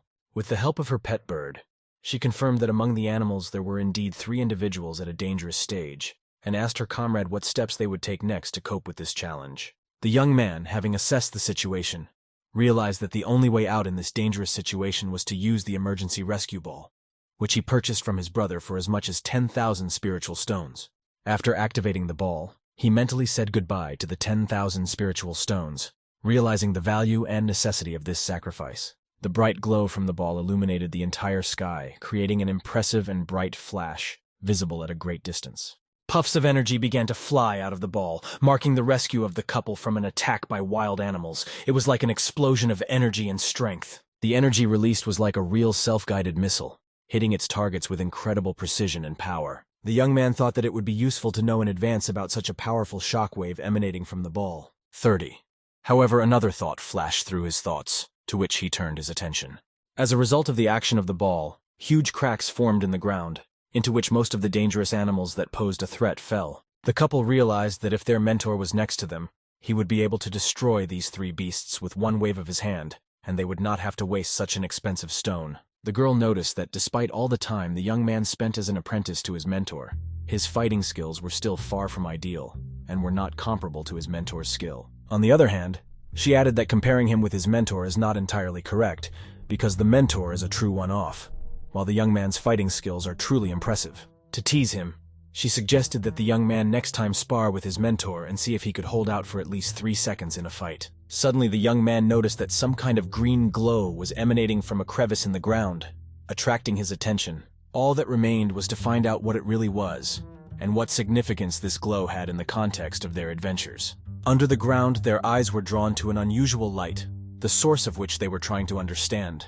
This mystery seemed to them more and more intriguing. In front of them was a huge green stone of unknown origin, causing surprise and many questions about its nature and meaning. The young researcher deduced the unusual nature of the ore based on its unique color and smell, which suggested the presence of powerful spiritual energy in it. He pondered the possibility of using enriched iron to create armor that could match the strength of an enemy at the golden elixir stage. The girl's husband subtly handed her a small bag, which she deftly caught, foreseeing its significance in the upcoming events. He had to mind the ore while she had to be ready to use the pouch to protect herself from the sudden threat from the beasts in the dream stage. The scene takes us to the mountain heights where the main character's home is located, a place filled with secrets and stories. He was interested in the reasons why he decided to change his place of residence again, which was related to his current circumstances. The decision to move was driven by the need for space for his students, which required more space for teaching and practice. He was eager to show off his latest invention, which he called the Armor of God, representing the culmination of his mastery. The hero assured that this armor would provide unsurpassed protection against any enemy who had not reached the golden elixir stage. His friend was asked to test the armor to evaluate its unique characteristics and capabilities. With a slight movement of the hand, the armor magically enveloped the young youth, demonstrating its specialness and functionality. In his armor, he looked imposing and seemed familiar, bringing back memories of someone from the past. He soared into the sky, demonstrating his grace and the comfort of his armor in flight, as if dancing among the clouds. The hero explained that the armor consists of 16 elements, each of which is capable of significantly enhancing his spiritual power. Watching him again, he seemed to resemble someone famous and important in his armor. The hero was ready to test his armor against his enemies, but suddenly he misspoke, which added tension to the moment. His friend was completely absorbed in admiration for the grace and power of the armor that he had the opportunity to experience. The suit had an amazing ability to move quickly, which made its owner almost invincible even against the fastest opponents. Thanks to this suit, even the most powerful beast did not pose a threat, and the hero was grateful for such a valuable gift. At first, he thought that after so many gifts, the hero would be indebted to him. But now he realized that in fact he was in debt because of the hero's generosity. However, he had one request that was important to him. The request was to take care of his home and students during his next expedition. They were always ready to help, as he supported them many times, and now it was time to repay him in kind. They noticed how their master had changed. Now he was even invited to expeditions, which indicated his increased status. The hero hoped that this time he would not have to face someone whom he had already met quite often in his travels. He thought about the young man whom he considered the real protagonist of his story, whose presence always left a noticeable mark. Time in the story has sped up, and we are transported to a new location where the next stage of the adventure begins. In the hands of the hero was a landing token necessary to stop in this area, the key to a new adventure. The hero made a stop at one of the many giant sculptures that decorated this region. He looked up at the sky, where huge ships sailed past, marvels of technology and imagination. One of the ships was particularly magnificent, surpassing anything he had seen before, representing the pinnacle of engineering. A promise was born in his heart to one day build his own giant ship. But for now, he had the opportunity to experience such a journey as a tourist, which he intended to take advantage of. As soon as he stepped on board, he heard a familiar voice behind him, which awakened old memories in him. Meeting his old friend, he realized that he had reached a new stage in his development, which made their meeting even more significant. Suddenly, the young man placed a hand on his shoulder, establishing a warm and friendly interaction between them. The young man said that he did not see the need for this, since they had always been close, like brothers, and this feeling of kinship was most important to him. He occupied a prominent place in the hierarchy, thanks to which he could ask for a more impressive cabin on the ship for the hero, which was an important gesture of respect and recognition. He suggested starting with a tour of the ship to introduce the hero to its amazing features, and in the evening having a dinner with drinks, creating a cozy atmosphere. As evening falls, we are transported to the dining room on this huge ship, where every corner was filled with stories and legends of sea travel. The hero continued to think about ways to avoid further communication with his obsessive friend, who seemed not to lag behind even a step. As a first attempt, he decided to use the old toilet trick to evade the company. However, the plan failed when his friend caught up with him again, holding him tightly by the shoulder, as if anticipating his plan. The hero noticed that all the dishes on the table were prepared from rare spiritual products of the highest quality, which would surprise even the most demanding gourmet. With a smile, the hero noted that the cost of dinner in such a luxurious setting must have cost a considerable amount of spiritual stones. He was interested in the question of how his comrade managed to get rid of his unusual illness, which seemed so mysterious. The comrade admitted that he remembered that time and spoke about his amazing healing. He said that after leaving the portal, his problem seemed to evaporate, as if it had never existed. The first thing he did after realizing the healing was to go to the family of his ex-fiancée to atone for his guilt before her and her family. The hero realized that the story of the broken engagement had become another key element in their hero narrative. The comrade suddenly hit the table with his glass to attract attention and continue his story. He admitted that he thought that in this way he could wash away the shame of breaking the engagement. But he learned that the girl had become a student of a famous master and had reached a high stage. This only increased his desire to become stronger, and he decided that within 3 years he would reach such heights in order to avenge all the insults. Thanks to the hero's support, his comrade could not contain his emotions and hugged him, expressing his gratitude and appreciation. The hero expressed the assumption that his friend was too carried away by drinking, which was already obvious to everyone present. The hero told his comrade about his observations while repairing the ship, emphasizing that the key runes were hidden inside the hull. Despite his condition, the comrade showed interest in this discovery, showing his passion for knowledge even while drunk. Suddenly, someone put their hand on his shoulder again, causing the hero irritation from the constant invasion of his personal space. The man standing behind commented that he didn't expect to see such a sharp gaze from someone at such an early stage of development. He invited the hero to become his student, which was a completely unexpected and fateful offer. This unexpected turn of events took the hero completely by surprise, putting him before a new, unpredictable choice. Our hero's friend was noticeably drunk and no longer paid attention to what was happening around him. Unlike the hero, who remained completely sober and focused, the man standing next to him smiled mysteriously, as if he knew more about the strength of our hero than others could imagine, expressing hidden understanding and respect. When asked about belonging to any department, he replied that he did not belong to any yet, exploring the world on his own. He was again asked to join the forging department, noting that his talents would be in demand there. It was important for the hero to maintain clarity of mind, and not succumb to attractive offers that could distract him from his path. He looked at the man carefully and politely thanked him for his offer, showing respect for his initiative. However, he added that he was in fact a first-level alchemist and was only interested in runes out of curiosity, not seeking to become a blacksmith. This answer caused some disappointment in the man, which was noticeable from his facial expression. In his opinion, it is blacksmithing that should arouse passion in a real man, and not alchemy. If the hero joins the forging department, he will have to give up his free life and even prepare his alchemical pills in secret. His friend noted that it is a great honor when such a respected master invites someone to become a student, noting the importance of such an offer. The hero replied that he was already tired of someone sneaking up behind him, and one day this could lead to serious health problems. A friend noted that if the hero does not want to become an apprentice, he can simply refuse, without having to make up excuses about his alchemy. But in fact it was true. The hero was really interested in both alchemy and forging, striving to achieve success in both directions. The hero's comrade felt increasingly worse due to excessive alcohol consumption on board the ship, which began to affect his well-being. A mysterious voice addressed the young man, noting that this guy is far from being as simple as he might seem at first glance, and that communicating with him could be useful. Perhaps alcohol played a role, but at that moment our hero looked especially mysterious and impressive, as if surrounded by an aura of mystery. Meanwhile, the aircraft continued its path across the sky, captivating everyone with its majestic flight and beauty. Suddenly, a huge snake appeared above the ship.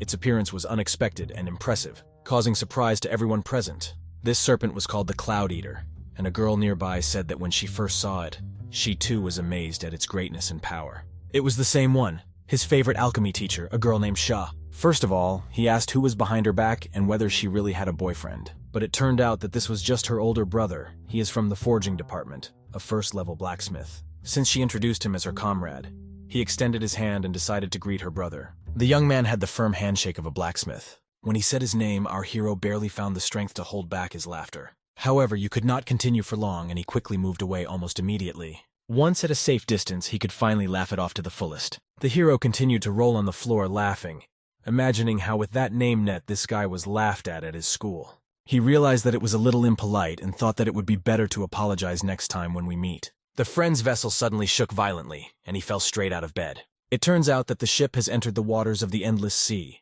and everyone needs to be on alert.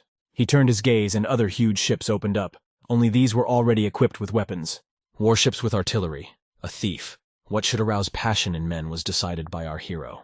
Plus, they were equipped with such amazing guns that he wanted to see them in action as soon as possible. His beloved's brother realized that they thought alike because he was also fascinated by this whole weapons topic. He apologized for having to leave them so unexpectedly during their first meeting, but his brother said that he didn't hold a grudge and understood everything. He asked a philosophical question about fate, because they both gave up alchemy for forging. Judging by the admiring look of this young man, he had some definite plans for our hero.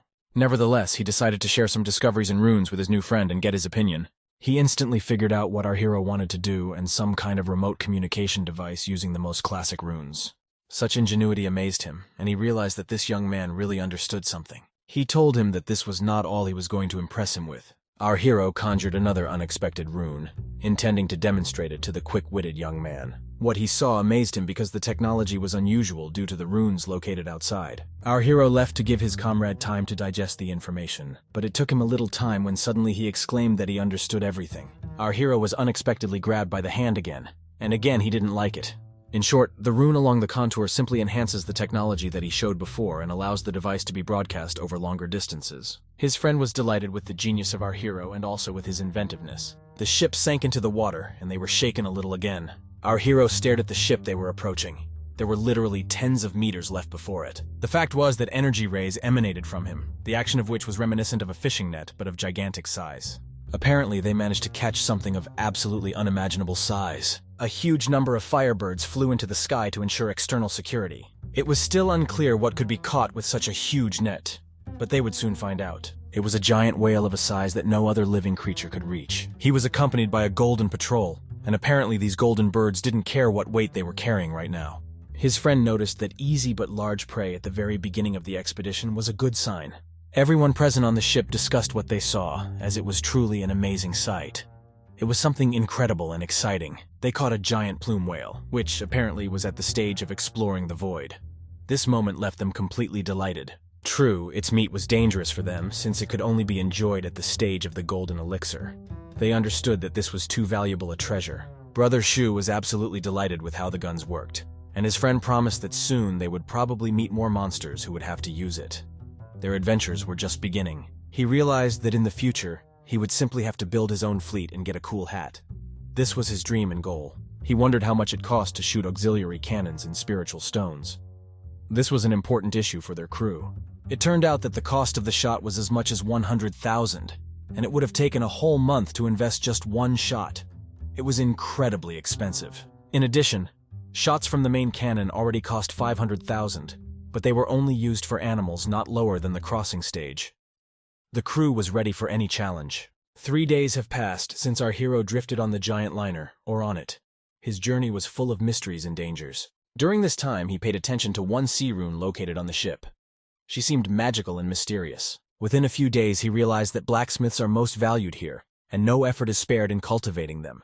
This was an interesting discovery. Simply based on the fact that he ended up on this ship as a novice blacksmith, they allocated resources for him, at least 30,000 spiritual stones. His future promised to be bright. His new comrade called him from the lower deck, standing near the cannon.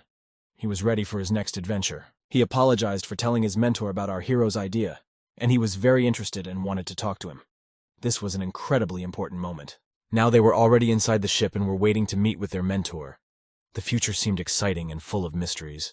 The sign said that they were at the entrance to the blacksmith's hall, although, judging by the size of the door, it shouldn't be very spacious inside. They were ready for a new challenge. His comrade put the keycard against the door to open it.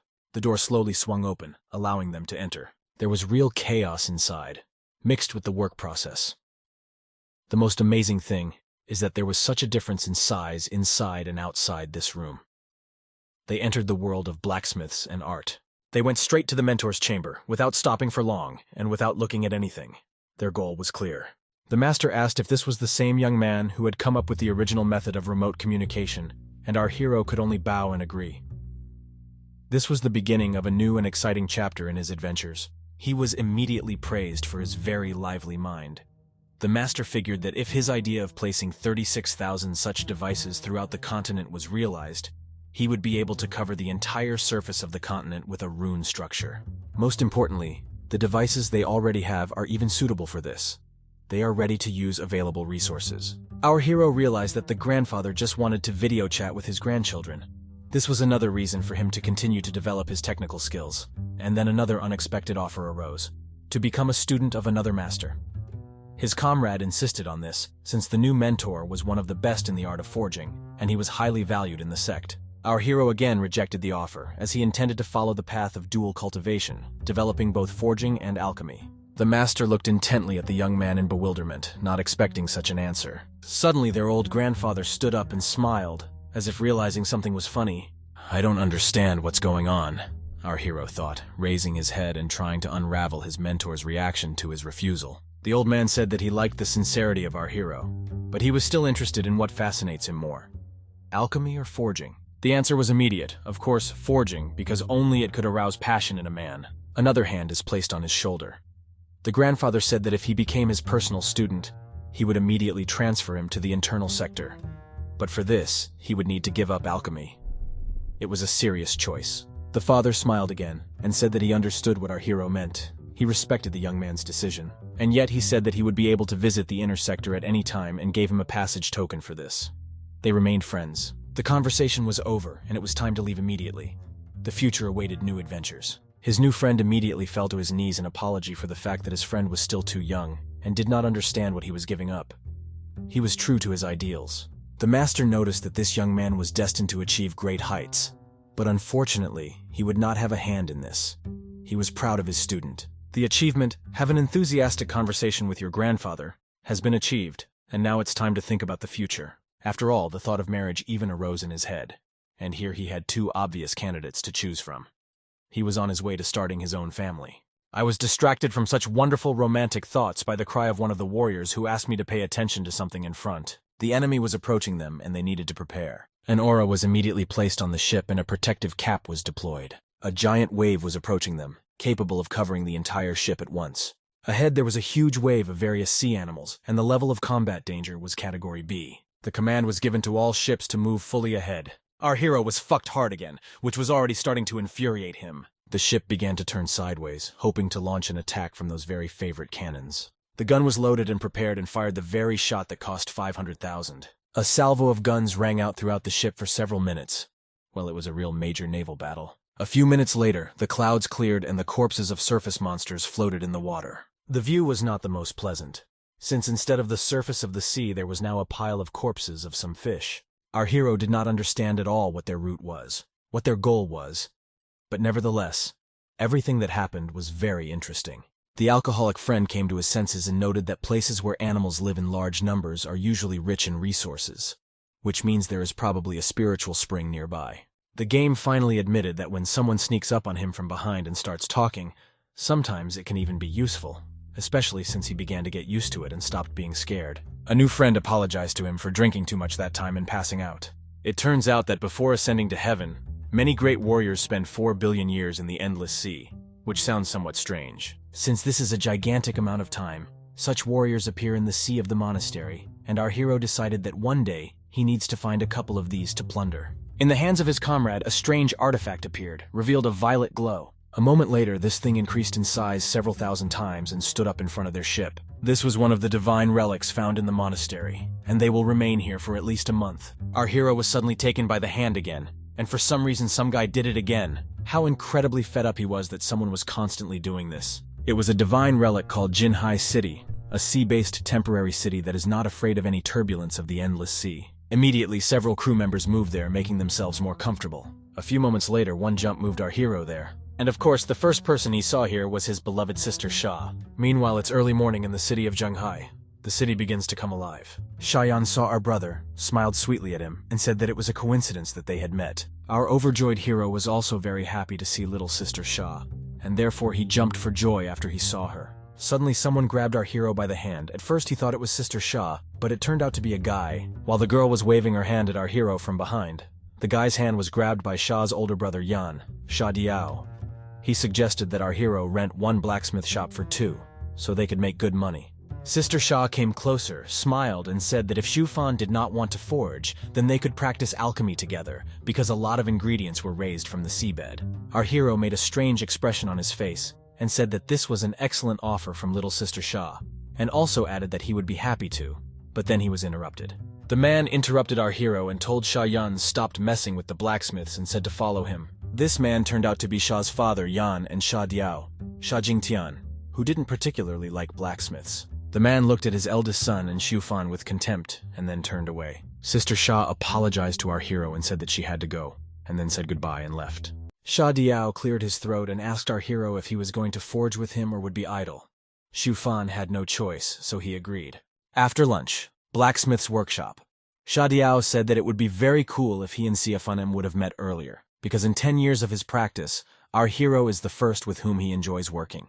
Our hero smiled and said that he could not help but say the same about brother Sha. While our hero and his friend were drinking something, a girl came into their room and addressed them. She asked if the blacksmiths in this workshop repaired alchemy pots. And our hero, looking at her, did not understand why there were so many beauties among the alchemists. The guy poured more tea and asked if the girl was into alchemy and also smiled charmingly. The girl said, and added that she only took one spare pot with her on the ship. The main pot was torn to pieces almost immediately, and yesterday the spare one began to crack. The girl made a sweet face and said that if she was left completely without a bowler, she would not be able to perform her direct duties, and also asked if our hero could take a look at the bowler and fix it. Our hero thought about what a gentle and pleasant voice the girl has, and also added that it is a real delight for the ears, especially when she begs for help. Looking at the pot, the guy said that he could fix it and he would need 50 spiritual stones. Our hero also added that after the opening of the underwater mine, everyone on the ship was given some ore and this should also be given. The girl was happy. She took out spiritual stones in the required quantity and then handed them over to our hero, who was ready to work. Xiu Fan began to cast magic and use some techniques to repair the alchemy pot. There was fire in his hands, and the bowler itself was parrying above him. Using his technique, the guy took a handful of spiritual stones that were lying on the table nearby. Using his technique and skills, our hero began to mix this handful of stones inside the pot. Fulfilling the order, our hero said that he would strengthen it conscientiously. After all, this was an order from a beauty. The girl was very happy. From the workshop building in which our hero was located, the joyful screams of that same girl could be heard. The guy picked up the newly repaired pot and said that this would be the most profitable investment of 50 spiritual stones in the girl's life. With hands trembling with excitement, the girl took her bowler hat, which looked like new. The girl hugged her pot, and being joyful, began to head towards the exit. Our hero shouted that she had forgotten the remains of her ore and pointed to the table. Sha Diao was shocked. The girl did not hear our Xiu Fan and, joyful, very quickly ran away from the workshop. A whole month has passed. Our hero continued to work in the forge workshop and forge something. Tired, Xiu Fan turned to Sha Diao, said that they had been forging and forging non-stop for a whole month, and also added that it was not easy for him to decide to go so far from home. While Brother Sha continued to forge something, our hero added that he wanted to get more out of this expedition. Sha Diao turned to our hero, smiled and said that he understood Xiu Fan, and if he wanted, he could walk around the city. And Sha himself, Diao, will stay to work. Sha Diao added that he did not think that finding himself in the endless sea for the first time, our hero would want to leave. Meanwhile, without listening to his comrade, our hero wished good luck to Sha Diao ran away. A huge flying ship stood right at the entrance to this huge sea city where our hero was located. He looked at different monsters and reasoned. Some were weak, while others, huge, were at the stage of the golden elixir. Our hero looked into the distance from the ship and thought that the area he noticed looked relatively safe. The guy jumped into some capsule on the water, smiled and said that the time had come for his own expedition. Swimming underwater, our hero found various valuable and not so valuable materials as well as runes. This time I came across stealth runes along the way. Xiu Fan said that in his previous life, going underwater in an observation submarine as a tourist would cost a lot of money. And in this one, he is his own submariner. After half an hour of sailing, our hero conquered a huge, boundless ocean, in which there was a lot of interesting, useful, and dangerous things. Sitting at the controls, the guy looked forward through the glass and said that it was a bit dark in this area, and nothing could be seen in the distance. The guy looked at the onboard computer and said that judging by the water pressure indicators, he was 50,000 meters below sea level. He smiled and said that the time has come. It's time to go in search of real treasures. Xiu Fan took out useful accessories, a spiritual energy measurement module, a living organism detection module, and a night mode optical navigation module. He was prepared. On the way, he met a huge monster that looked very much like a huge shark with huge teeth. Our hero got scared and screamed. Unexpectedly for everyone, a comrade of our hero flew past this huge monster. It was Ye Xiao Yao. The guy turned to his grandfather, the swordsman, and asked if he really needed to kill this giant. The spirit told him to stop calling him that, and call him the Emperor Swordsman. The young man did not listen. The Swordsman Emperor said that this swordfish is a real find.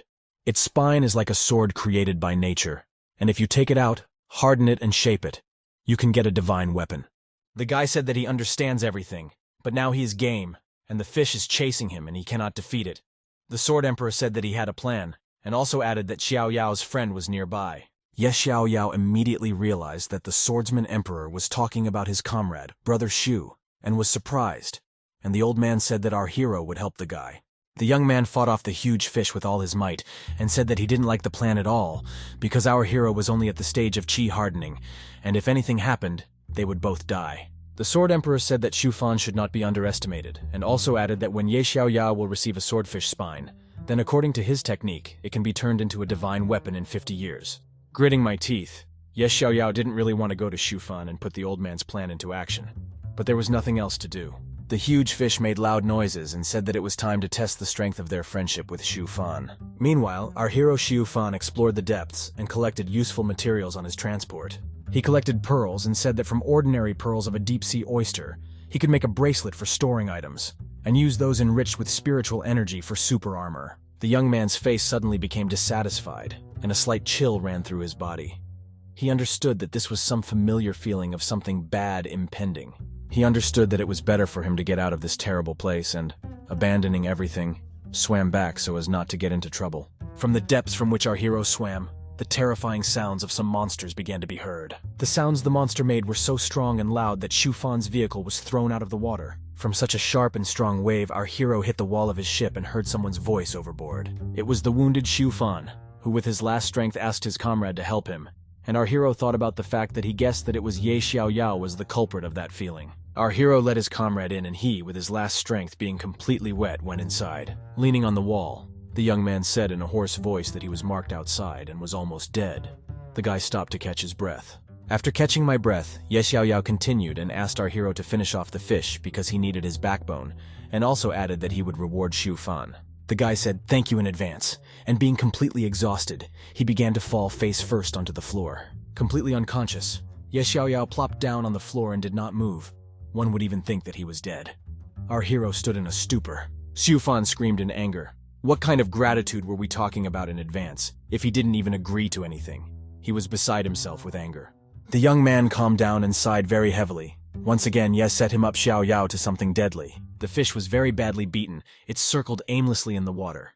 Our hero thought that according to the classics of the genre, anyone who contradicts the main character or refuses to help leaves the stage. Making a serious and maximally dissatisfied face, our hero resigned himself and said that he would go and finish off the monster quickly. The wounded fish stopped circling aimlessly in the ocean and noticed something. It stopped, and its red eyes lit up like rubies. The fish noticed our hero Shufan, who climbed out of his submarine to finish off the huge fish. Having put on his armor, our hero began an analysis. He said that this is a swordfish at the stage of the golden elixir, and it is not that it is an invincible opponent for him, but he would prefer not to leave his submarine. The fish, opening its mouth, began to rush towards our hero to attack, and Shufan in turn screamed and used some kind of technique. This stunned the fish, and our hero began to fly around the fish from the other side to strike from the back. The guy circled around the fish and disoriented it, so that it became dizzy and didn't know what to do. Our hero smiled and asked the fish if it really couldn't keep up with him, and then he laughed out loud. Finding himself in his opponent's blind spot, our hero began to use the myriad spears technique. When Shufan realized that he had most likely finished off his opponent, he stopped attacking non-stop and looked around. At the battle site, the fish were no longer there, and Shufan himself panicked and began to look around to see where the fish had gone. Suddenly, a huge creature appeared behind our hero. It was an ambush. When he realized this, he was shocked and stood in a stupor. Turning around, our hero was surprised that the fish also knew the technique of concealment, and then began to use defense techniques one by one. Flowing sheet, heavy water sheet, and thick ice sheet. The fish attacked our hero with all his might, and he flew away from the fish with quite high speed. Looking around, the fish was surprised, and wondered what kind of silver balls were floating in the water instead of the guy. The balls began to turn into some kind of snakes. It was a trap from our hero Shufan. Hiding and watching the battle, Shufan understood that, as luck would have it, most of his fighting dolls were unsuitable for water combat, however. In this way, our hero was able to divert the attention of a huge monster and use the external cloning technique due to the fact that he has collected spiritual energy from the area. Having almost completed his technique, our hero said that he needed just a little more time. Meanwhile, Shufan's battle dolls fought with a huge fish and distracted its attention while our hero was busy. The fish dispersed the small fry without any problems and fought off Shufan's technique as best he could. While the fish was distracted, a huge number of blue crystals flew at it from behind and pierced its back. Using the crystal formation technique, our hero proudly crawled out of hiding and said that now his exit had come. The technique was called a hurricane of ice daggers. A huge number of ice crystals surrounded the huge monster and did not give her a chance to escape or survive. The guy activated each crystal and a huge hurricane of ice crystals attacked this huge monster. Victory was already in the hands of our hero. Each crystal was so sharp that it could compete with high-class blades. They pierced the body of the fish. It was a fatal attack that touched absolutely the entire surface of the monster's body and did not give him the opportunity to dodge. The monster growled with anger and made terrible sounds in pain because the pain was truly unbearable. When the attack with the crystals began to come to an end, our hero waved his hand and began to approach the monster. The guy said that the fish took too long to figure out what was what, and that's what ruined it. A huge number of ice crystals appeared before the guy's eyes, ready to attack the fish. The crystals surrounded the huge fish, and then pierced it straight into the front of its body, and caused enormous damage to its head. The fish died, and its soul began to leave the body, while the physical body itself began to fall to the bottom of the ocean. Taking his bag, the guy was upset that all the snakes made of mercury balls died in one fight, and this adventure cost him as much as 80,000 spiritual stones. The Emperor Swordsman had been watching our hero all this time. He admired Shufan's fighting talent and believed that if he had been a stage higher, he would have finished off the swordsman in no time. Meanwhile, our hero Shufan had already returned to the deck and put Ye in his mouth Xiao Yao some kind of pill. Instantly, the guy woke up from the pill and immediately turned to Brother Shu, asking about the golden-throated swordfish. Our hero was tired and shabby-looking. Ye Xiao Yao stood up and began to apologize to Shufan, because he should not have dragged our hero into this, because even he was powerless against the swordfish. The young man ran to hug our hero and ask if he was okay, and also to check if he had any wounds.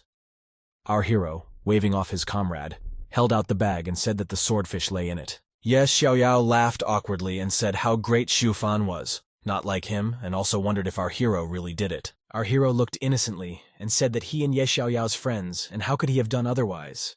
Being in an awkward position, the guy said. That Shufan did not have a storage ring and handed it to him. Our hero grabbed the ring and said that he was very embarrassed, and he himself thought that a ring with a volume of 333 cubic meters cannot be bought on the market, and only a master can make it. Suddenly, unexpectedly, in the middle of the ocean in which our heroes were, some kind of portal opened, which was very similar to an eye and began to pull everything into it. After the portal sucked in our hero's ship, it ended up on land, and no one understood what happened. Coming out of the ship, our hero thought about what it was all about. They had just been underwater, and now on land.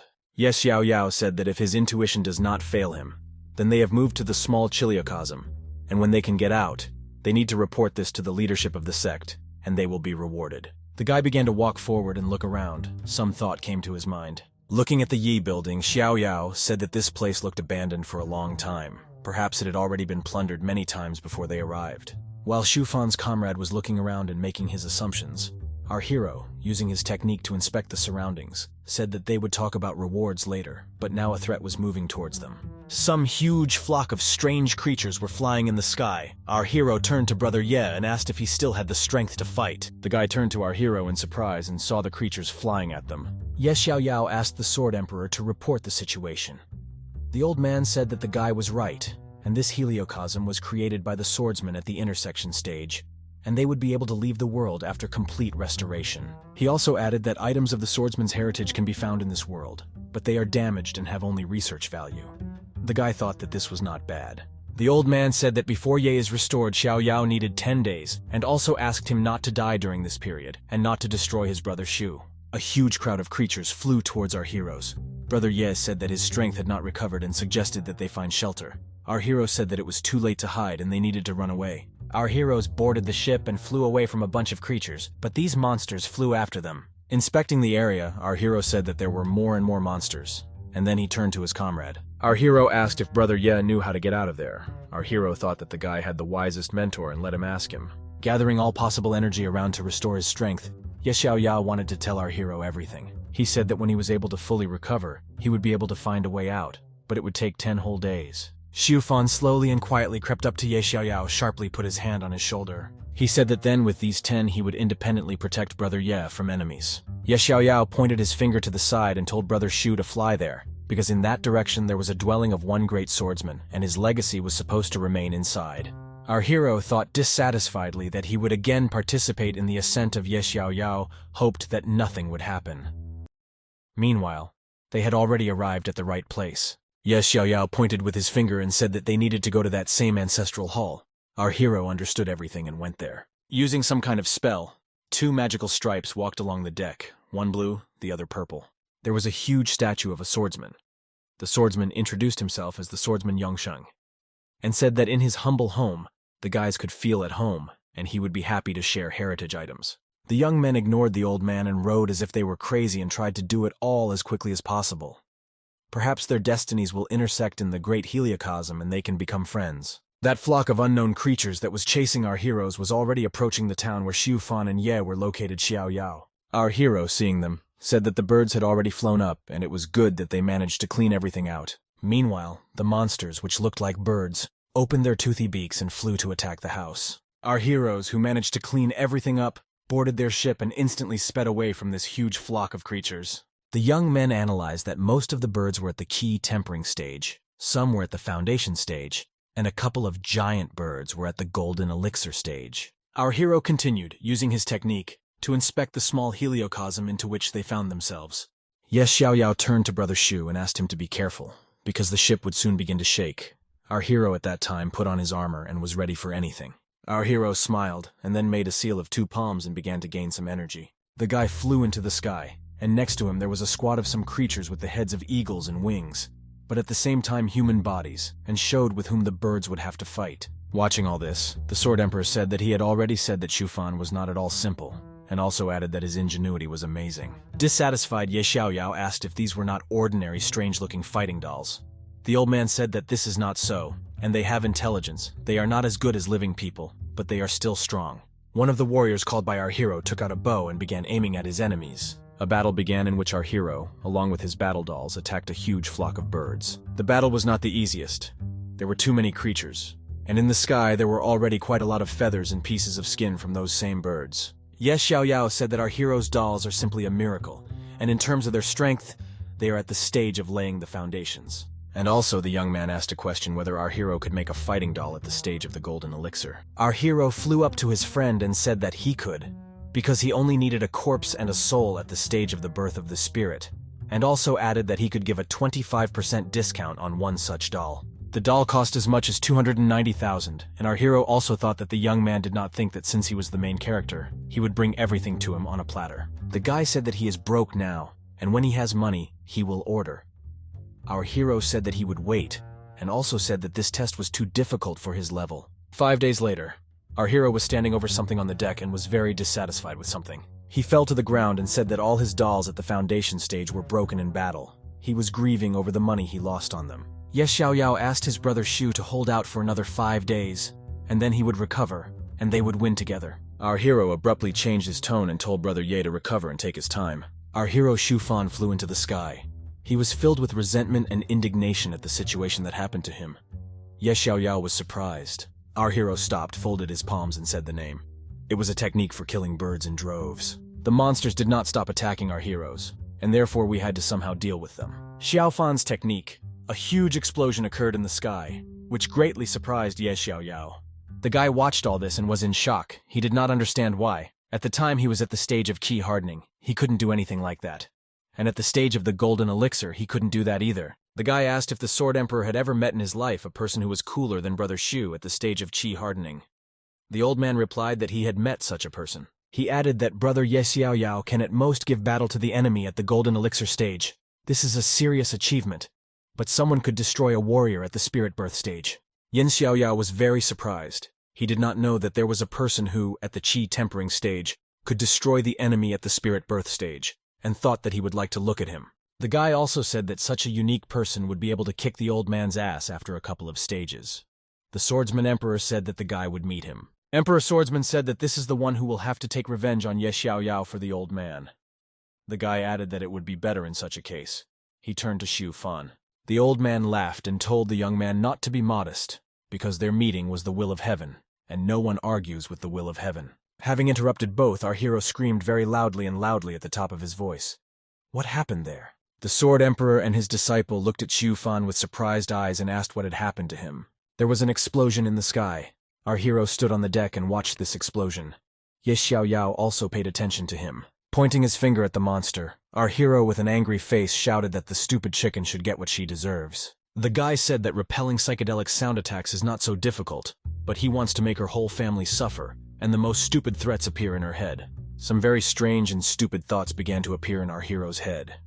He said that the bird decided to get personal. Our hero stood and prepared his technique. He said that he would now show all his strength and courage, and they would see if the bird could survive this. Xu Fan aimed his huge weapon at this huge bird, which could be the leader of the flock and was ready to cause damage. Shot! In front of the entire flock, a huge bird, which was most likely the leader of the flock, was torn into 2 parts. The remains of the birds fell to the ground, and the rest of the huge flock watched in surprise. Our hero had a face like the devil, He laughed ominously and asked how his opponents were doing with his colonels. He asked if they wanted supplements and continued to attack continuously. Artillery battery deployment mode. The guy continued to attack. Brother Ye said that when Brother Shu broke through to the foundation stage, he would surpass him. The Sword Emperor said that when the time comes for revenge, Ye Xiaoyao took our hero with him. Another 5 days passed. Our hero did not sleep and fought with all his might. Brother Ye said he was ready. Our heroes were able to get out of this damn place, and then they called their submarine and jumped into it. Meanwhile, the city of Zhenghai, tea room. Ye Xiaoyao thanked our hero for saving his life. The guy said that Xu Fan could keep all the loot for himself, but only asked him to make him a copy of the swordsman's heritage. Our hero gave everything and told Brother Ye that this area does not arouse his interest, and if something happens, he can turn to him himself. Taking it all in, Ye Xiaoyao was very embarrassed. The guy didn't know how he could thank Xu Fan for all this. Our hero clenched his fists and said that this was great. He had been waiting for a very long time for the young man to utter this phrase. Xiu Fan began a dialogue and said that one question had been bothering him for a long time, and perhaps Brother Ye, as someone who had succeeded in cultivation, would answer. The guy said that of course he would answer, and even if he didn't know the answer, he would always help the guy find this answer. The guy asked whether there is a 13th degree of qi hardening, or whether after the 12th stage there is always a breakthrough to the next stage. The Sword Emperor understood that his dunce could not know the answer, and did Xiu Fan really know about his existence? Our hero understood that the young man knew nothing, and counted on his hidden mentor. The guy understood that stalling for decades at the stage of qi hardening was not an option for him. Brother Ye said that he would answer this question before the end of the trip. The guy turned to the Sword Emperor and asked if there were levels of qi hardening above the 12th. The old man was silent. The guy asked again, and the old man told him to ask normally, and with respect. Then Ye Xiaoyao addressed him as the Great Divine Sword Emperor and asked him to answer the question. The mentor said that such things depend on the will of heaven. In ancient times, werewolves ruled the world. In this world, people were slaves, the same werewolves who ruled in those days. They did not allow people to develop beyond qi quenching.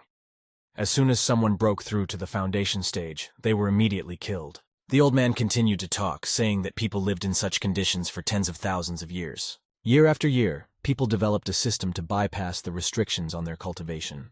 This is how the 24 and 36 stages of qi quenching appeared. Having reached the 24th degree of qi tempering, one can skip over laying the foundations and immediately break through to the golden elixir stage. And being at the 36th stage of qi quenching, the level of cultivation will correspond to the stage of birth of the spirit. The guy asked the mentor if the 108th stage of qi hardening then really corresponds to the Mahayana stage. The mentor said that in theory this is so, but the heavenly will of this world does not tolerate such tricks. The old man added that he would not advise our hero to take such detours. Cultivation itself is an attempt to rise above what the heavens destined for man. In other words, ascent is a challenge to the will. The system of 24 and 36 levels of qi quenching was approved only because the human race had no other choice. If he goes against the heavens in the current situation, then he will not be happy if he reaches the final stage in such ways. And the closer you get to the kingdom of the celestials, the more pressure will be put on you. Brother Ye said that in general there is no way to cultivate beyond the 12th stage. The Emperor Swordsman said that this is very difficult, and at least now, he does not have the techniques to do this.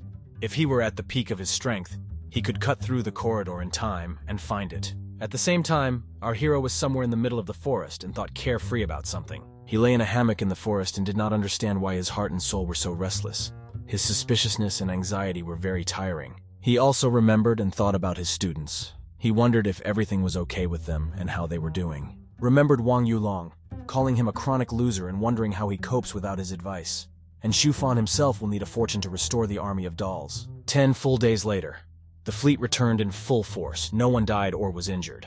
All students need to leave the city and get back on board. The huge ship waited until all the students they could came back on board and prepared to sail. When everyone who could left the city, a bluish aura appeared around him, which did not disappear. And a few moments later, the city shrank many times and flew to its owner on the ship. Sha Diao approached our hero and asked how he was doing, and also inquired whether he had a good walk.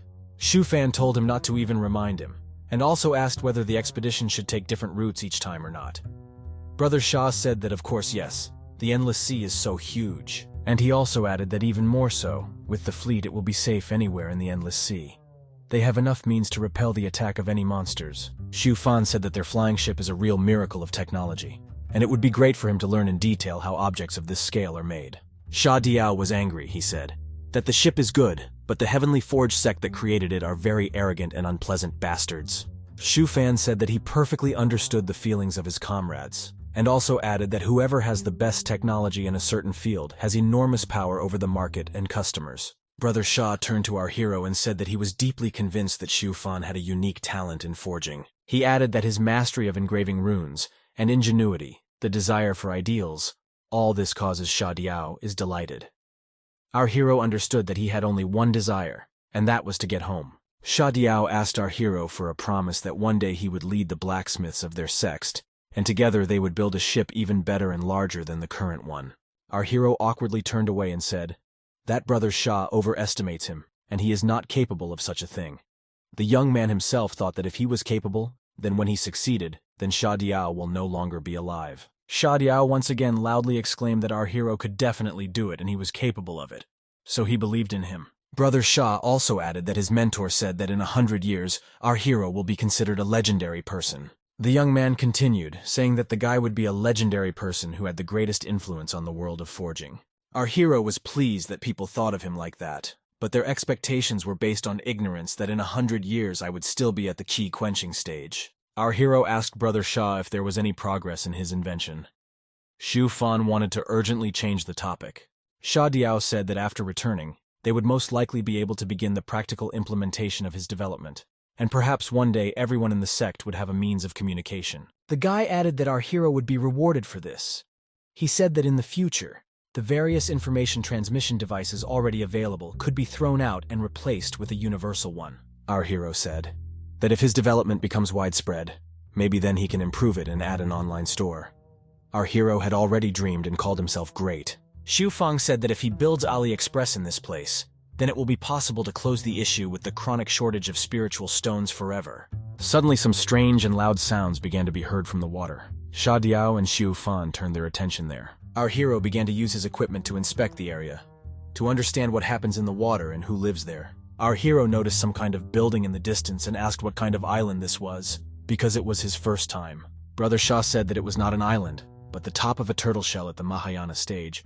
Our hero understood everything. Here suddenly Sha Diao had a brilliant idea. This was the question he wanted to ask our hero as soon as possible. He asked if Xu Fan had ever eaten sea acorns, which live by attaching themselves to the surfaces of rocks, plants, and even giant turtles. Brother Sha led our hero along and said that in this region, they are especially tasty, and you can probably order them. Our heroes were sitting and eating. When Xu Fan tried these sea acorns, all emotions disappeared from his face, and the guy himself shouted bad words with his mouth closed.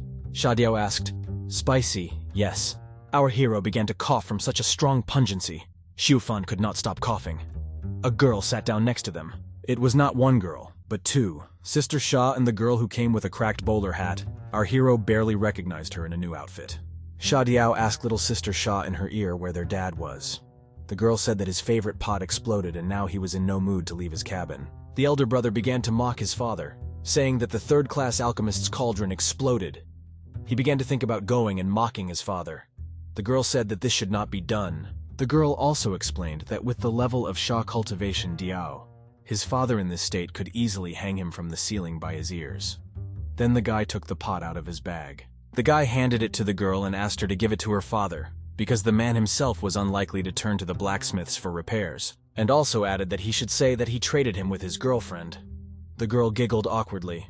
Our hero had mercy on his sister Sha. Xiu Fan remembered his father, who scolded the worker and threatened to beat him with a stick, and our hero added that he never had time to use that stick. The alchemist girl, who had been silent since her arrival, spoke up. She said that after the repair the pot was better than before and thanked our hero. The girl's name was Qian Qian. This was the beloved daughter of the combat squad mentor nicknamed Voivode. Our hero laughed and approached the girl. He asked how she wanted to thank him for this. The embarrassed girl said that she would take the pot to the ward for evaluation and pay extra.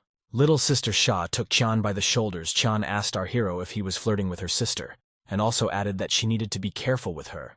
She was the daughter of the governor's mentor. She also added that if something happened, she was afraid to even imagine what he could do to Xu Fan. The frightened guy remembered the governor. He said that he had the chance to meet him once. He especially remembered his axe. He specially dulls it to break his enemy's bones. Qian started shouting cutely at Shayan and asked her to stop expressing herself like that, because it disgraces her in front of the others. Our hero had a difficult choice. In front of him stood two beauties who he liked, Shayan or Qian. Who will he choose? The guy shouted that he needed a third option, in which he could choose everyone at once. Sister Sha said that they were fooling around, and that's enough. She just admired Qian's repaired pot Qian brought her to our hero so that she could thank him again. Confused, Qian held Sister Sha's hand, and Sha herself Yan said that this is great work from Brother Shu. Our hero said that this was nothing for him. Our hero scratched his head and said that Qian better not interfere if he wants to live longer. Suddenly our hero stood up and was very surprised, as if something clicked in his head. This was clearly not good. The guy stopped even eating and began to think about his comrade Wang Yulong. Perhaps he was in danger. Meanwhile, the subordinate area of the Heavenly Throne Sect, bright cloudy day. Wang Yulong was running away from someone, and they were shouting after him that there was no need to run away, and he and the girls just wanted to show the guy something. The girls giggled and pursued our hero's comrade.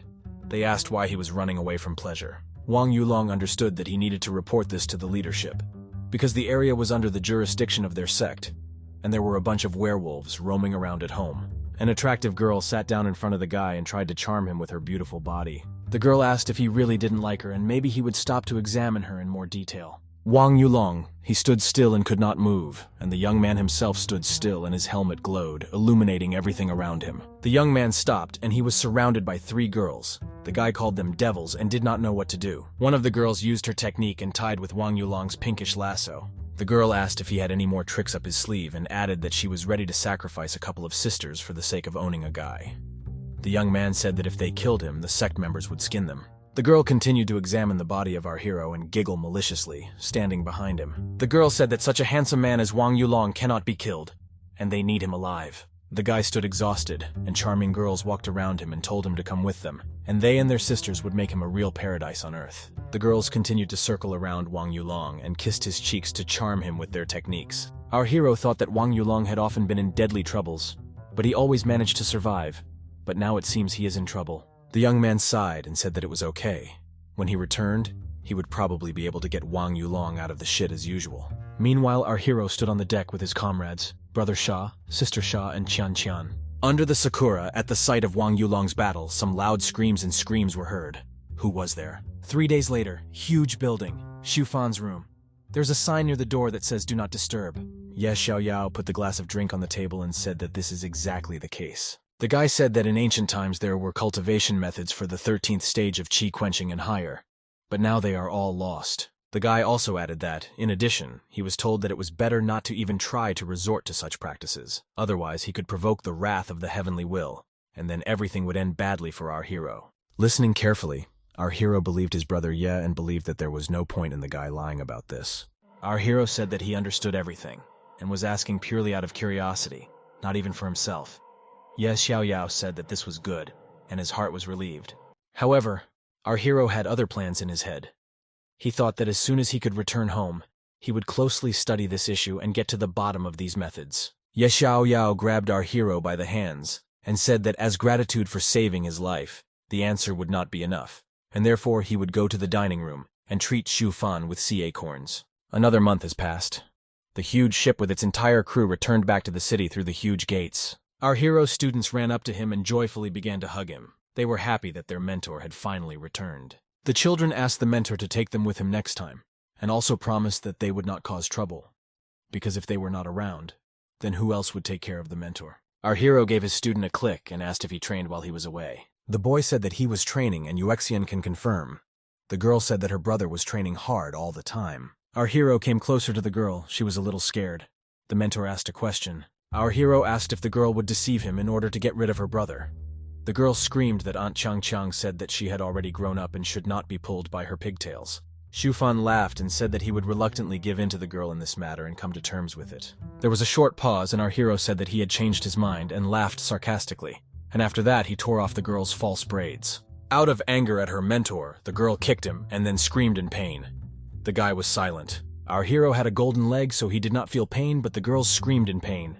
Our hero laughed and said that the student is a sissy. Xufan observed his native land and said that it was very pleasant to return home. The guy ordered the student to call Uncle Yulong and Aunt Qiang so that they could throw a banquet together in honor of the return of our hero. After a short time, when most of everything was ready, they poured drinks into glasses and all clinked glasses together. The student showed his skills and balanced with a mountain of plates on his head. Everyone rejoiced and feasted. Just for fun, our hero took a brush with black paint and began to paint the student's face. Everyone around laughed at this, but the student was not particularly happy. The banquet was coming to an end. All the plates were empty. Everyone had eaten their fill and wanted to take a break from it all. The guy slept with his sister and thought that with a mentor in the house, he could relax and sleep with his eyes closed. The children were fast asleep. Sitting near the students, Shufan said that they had eaten and were sleeping, and they also said that they were no longer children and smiled. Our hero's comrades stood behind him. Our hero turned to his comrades and said an unexpected phrase. He said that apparently those who occupied the bodies of his friends were desperate creatures. There was a malicious laugh. Addressing our hero, the creature that was sitting in his friend asked if he wanted to go over to their side, and when they finished with their business here, they would leave the guy in charge on the continent. Our hero was surprised by such statements. He was very angry. He pronounced the girl's words. It was not overly ambitious. The enraged Xu Fan said that he didn't care what plans his enemies had. They dared to move into his friends, which meant that Xu Fan's conversation with them would be very short. Having put on the armor, the creatures said that since our hero does not want it in a good way, then it will be in a bad way. Our hero immediately made a dash to one of the bodies of his friends and asked if they understood anything about Xu Fan from Wang Yulong's memories. Did they really think that they would defeat the guy in the armor that he made? Using some kind of technique with a look, the enemies said that they would still have time to get to know each other better, and added that our hero would not have long to persist. The guy was amazed by this powerful technique, which was somewhat similar to some kind of mind control or hypnosis. The guy found himself in a place he didn't understand and didn't know what was happening. There was some kind of protective dome behind him. A woman's voice came from the dome. The girl screamed that her husband had finally returned. The guy looked back in disbelief and could not understand whose voice it was. The girl ran into the guy's arms and began to hug him tightly because she missed him so much. The girl in a playful voice said that the food was already on the table. She also heated the water for bathing, and also asked what he wanted, to eat or swim first, and in an embarrassed, playful voice, she whispered in her ear, or the guy will immediately move on to sweets. The guy took the girl in his arms and said that if the sweet thing is the girl, then he chooses the third option. The guy put the girl on the ground and began to slowly approach her, preparing for something. The perverted girl was embarrassed and said that our hero was very impatient, and she smiled. The looks of the guy and the girl intersected. Their lips almost touched each other and kissed. With a sharp movement, Xu Fan tore some kind of long ribbon from the girl, threw it away and continued. The girl hugged our hero and whispered in his ear that she missed her husband very much and was waiting for him. Undressing, the guy continued to hug his beloved, and above him there was a cheerful face with eyes. Yulong and his girlfriend Murong appeared in the place of the loving couple. Chang, the creature that was in Wang Yulong's body, said that Xu Fan attacked them with enchanting spells. Our hero asked why they stopped, because he wanted to watch the performance. Pointing 2 fingers, our hero used some kind of technique that clears the mind and threw 2 creatures out of his friends' heads. Wang Yulong woke up and ran to hug our hero. He shouted that Brother Xu had saved them again. He added that the moment he was grabbed by the 3 werefoxes at the Golden Elixir stage, he was thinking of killing himself. The guy said that he suddenly remembered how he said that no matter what shit Wang Yulong got himself into, the main thing is to return home alive, and Xu Fan will find a way to clean him up. He thanked his friend. Our hero began to calm down the 2 poor fellows and said that they had suffered a lot without him. But nothing, now everything is fine and Dad is home. Our hero said that he would look at what the werefoxes did to his comrade and return his suffering to them double, since he knows a lot of torture spells. The guy used some kind of spell that summoned a spiritual worm that crawled into the minds of the foxes. Our hero began to mock the werewolves, and Wang Yulong asked him to stop and asked him to simply destroy them. Our hero said that it would be too easy to destroy it, and added that he must take revenge. Werewolves, some people, a war of 2 worlds. The werewolf invasion, despite the fact that the passage between the 2 worlds was held by the efforts of several sects. The guy said that a group of werewolves, excellent in the techniques of influencing the mentality and clouding the brain, were able to cross into their world. The guy looked through the girl's memories and saw how they corrupted the young Wang Yulong. When Chang saw all this, she was furious, and Xu Fan himself said that he did not imagine that he was so cruelly bullied and apologized. Wang Yulong was in a panic. Our hero watched the newlyweds and laughed as they quarreled. Wang Yulong explained that then they already had access to his body and it was not him. The girl did not listen to her husband. The girl said that they would not make trouble in public and would talk about everything at home. Our hero threw a pokeball in which the werefoxes were sealed and said that Wang Yulong would receive a reward for them. Wang Yulong said that Brother Xu set him up, and the guy himself said that he would bring the entire reward to our hero.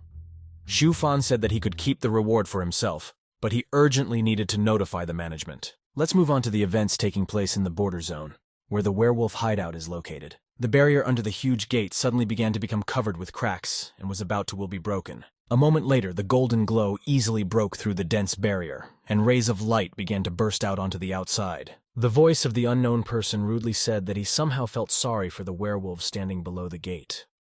Less than a couple of days have passed, and they have already been discovered. The huge gate opened, and the silhouette of a man appeared from there. There was a powerful energy on the other side of the gate, and the view resembled an endless universe. The man who appeared did not look young, was dressed in white clothes, and covered his face with a folded fan. He mockingly addressed the werewolves, saying that their leader could have sent more like them. Feeling an incredible threat from that man, all the werewolves as one were going to blow themselves up by destroying their own cores. But they all suddenly found themselves connected by this unknown person.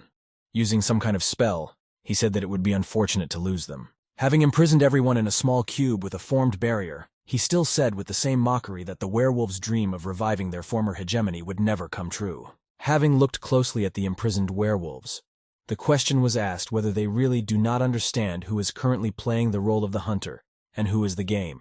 A year has passed since the events with the unknown man. Next, let's see what the main character is doing. Being alone, he is completely immersed in his thoughts. It's just been 14 years since his arrival in this new world for him. With a heavy sigh, he visits the thought that during all the time spent there, the memories of my past life have not gone away. On the contrary, every year they cause an increasingly acute feeling of melancholy. In his secret room, an entire city has already been built, carved entirely from wood. Smiling lightly, Shufan understands that this is his fate and it's not easy to avoid it. Having driven away all interfering thoughts, he is full of confidence that sooner or later he will find a way to return home. Having completely calmed down, he leaves his room. Suddenly, a shiver ran down his spine, followed by a familiar chill. All his senses told him that he was about to the main character of this world will appear. And so it turned out. This annoying guy was already sitting at a table in the courtyard, who happily announced that he needed the help of the best blacksmith in the sect. His story began with studying the formation of the fluttering dragon swords. To use it, he lacks 36 second-class flying swords. Our hero didn't have a drop of joy on his face. Trying to make a sad face, Ye Xiaoyao said that he had not been able to break through to the spirit birth stage for a long time, so he was asking for help. Xu Famb, covering his eyes from the brilliance of his so-called friend, begins to think that his friendship with him has only losses, and he also asks for something with such impudence. How our hero misses the times when they first met. At that time, the mentor had not yet crawled out of Ye Xiaoyao's ring, and he was gaining more than he was losing. Trying to make an even prettier face, he says that forging 36 flying swords is a troublesome task, but since they are all needed for the same formation, the material must be identical. Looking closely at his interlocutor, Shufan said that most likely he could not handle it. The mentor, starting to poke Ye Xiaoyao in the head, told him to be more persistent and not mumble like a rag. He always needs to get his way. But then the old man asked his student whether he was really afraid that having ascended to heaven, he would remain forever in an unpaid debt. Gritting his teeth, the main character called out to our hero, saying that he was not a freeloader and was ready to give him the box found among the ancient ruins. There must be something very valuable in it. With a satisfied face, Xu Fan accepted the box, saying that it was not necessary, and that a little later he would write a list of the necessary materials, while the mentor was knocking Ye Xiaoyao on the head, saying that at this rate, he would ascend to the realm of the Celestials with his bare ass. In general, it would be better if he learned from his cunning brother. Watching his friend leave, the thought came to him that finally he would not be left in the red. Now it's time to deal with the suspicious stone that Xu Fan turned his attention to the moment he left the room. With a satisfied smile, he walked up to the stone, placing his hands on both sides. And suddenly, the stone turned into Yuexian_Xu Fan chuckled and told her not to turn into such an ugly boulder anymore, since she could be seen from a kilometer away with the naked eye. She quickly jumped back, screaming that she was already tired of repeating to her mentor not to grab her by the pigtails. Sitting with a sad face, the little girl writes in her diary that today her mentor discovered her 29 times using the transformation technique. Xu Fan, seeing how hard his student was trying, called her to come into the house. Already in the house when Yuexian brought tea to her mentor, and immediately asked whether it was true that he only found her because the boulder turned out to be ugly. Lightly touching his little student's nose, he said that, of course, everything is not like that. When she manages to deceive his eyes, she herself will understand what the mistake was. After taking a sip of tea, Xu Fan noted that the tea was really good. Yuexian, looking at her mentor's face, thought that sometimes it did not at all correspond to his stated age. Having finished his tea, he asked if his little student had brought anything from the assignment. Interesting. She nodded sweetly, and with a wide smile that yes. She handed him a piece of willow wrapped in cloth. She sacrificed the rest of the spoils. A piece of willow was covered with lightning. Xiu Fan was very surprised by this, and he said that this tree was formed as a result of a lightning strike, after which a natural thunder rune was imprinted on this piece. Using his energy, he lifted a piece of wood into the air and began performing some manipulations on it. A moment later, he extracted a rune from the willow and kept it for himself, and from the piece itself he made a pill with life force. Xiu Fan gave it to Yue Xian, said to accept when she receives a mortal wound in order to replenish her health. After that, our hero asked the little girl how her brother was doing. She replied that he was now on a mission with Uncle Wang, who was now the captain of his squad. Xiu Fan said to tell him that sometimes an excessive desire to develop quickly can lead to counterproductive results. For example, their Uncle Wang, he has been doing his best for so many years, and he himself is still at the second stage of laying the foundations. But suddenly someone called out to him as a mentor. Who could have come there? It turned out to be Xu Gang and Wang, who had just returned from a mission. Having poked fun at his old friend by calling him a terrible warrior at the foundation stage, Xiu Fan asked what he needed since he had come. He came closer and said that he had brought him spiritual ore for evaluation. He found her in the lair of a beast. As soon as the lid of the box was opened, the object inside completely absorbed our hero's attention. Half an hour later, when the students had already fallen asleep, Xiu Fan finished assessing the ore and said that even Wang Yulong could be of use. But only in the morning he wanted to kill him, when he found out that he could not keep his mouth shut. But with a satisfied face, he decides to spare the great warrior Wang, since he brought such a treasure. But he should tell in more detail where exactly he found it. Several days have already passed since our hero began to study that ore. Despite all the uselessness of Wang Yulong, he was able to find such an exotic ore. For the first time, a spiritual ore with similar properties comes into his hands. The invested consciousness is stored in it for a long time. It also goes well with different objects, and if you place a piece inside a combat doll, then a piece of his consciousness will remain in them. After placing a small piece of ore inside the doll, it was decided to test his newest model, the conscious version monkey, in action. Having placed a wolf with a horn in his forehead opposite her, he wanted to arrange a sparring match between them. Stepping back a little so that he would not be caught in their fight, Xiu Fan announced the start of the battle. At first, the huge monkey walked from side to side, carefully watching the actions of its opponent. The wolf's paws began to become covered in dark flames, and as soon as all of his fur changed color, he launched his first attack. The huge monkey, after a long observation and such a sharp attack, was able to quickly figure out the weak point of his opponent. By placing the club in front of him, the wolf's attack was not only stopped, but also followed by a powerful counterattack at the weak point. Xiu Fan, watching this, was pleasantly surprised that the fight ended so quickly. He couldn't wrap his head around the idea that just a small piece of that ore had turned the battle doll into a real killing monster. Her combat power exceeds his own by at least 5 times. At this time, Wang Yulong came to his home, and when he saw the corpse of the beast lying in the middle of the yard, he was greatly surprised. Coming closer to our hero, he asked if he really got so bored that he started killing animals right in his yard. Xiu Fan asked why his friend came this time. Wang Yulong replied that he had brought all the materials on the list so that our hero could repair his super armor. Surprised that he was able to find all the materials, Xiu Fan immediately asked where he was able to get everything. As it turned out, he simply bought most of it, begging for money from Changqian's spiritual stones. After this, the boy asked if she had forgiven him since she was already giving him money, to which our hero replied that we should not forget about the 100 Flowers sect. As they say, the students of that sect are very greedy for men. As soon as a more or less handsome man comes to them, they immediately seduce him, even if he has been married at least 3 times. Wang Yulong had heard about her. One of his squad left for them and still has not returned. Then his mentor went there to pick him up, and in the end he returned barely alive. Looking at his friend with a grin, Xiu Fan said that most likely he still did not understand why he mentioned the 100 Flowers sect. Entering the house, he only said that he could not go there, and if he did go, then at least let him think about means of protection. Having closed the door, he thought that he had no intention of going there, so he did not understand our hero's words. Just a day after Yulong returned, he was soon to go to the 100 Flowers sect. Already shaking, the guy asked if he could not go there, to which he received a categorical no. A joint conference will be held with them to exchange experiences. The heads of the sects will personally reward students who have proven themselves to be excellent. His master said that he was his favorite student. He could not let him miss such a chance. After these words, the words of his brother came to the master's head, who advised him not to go there at all.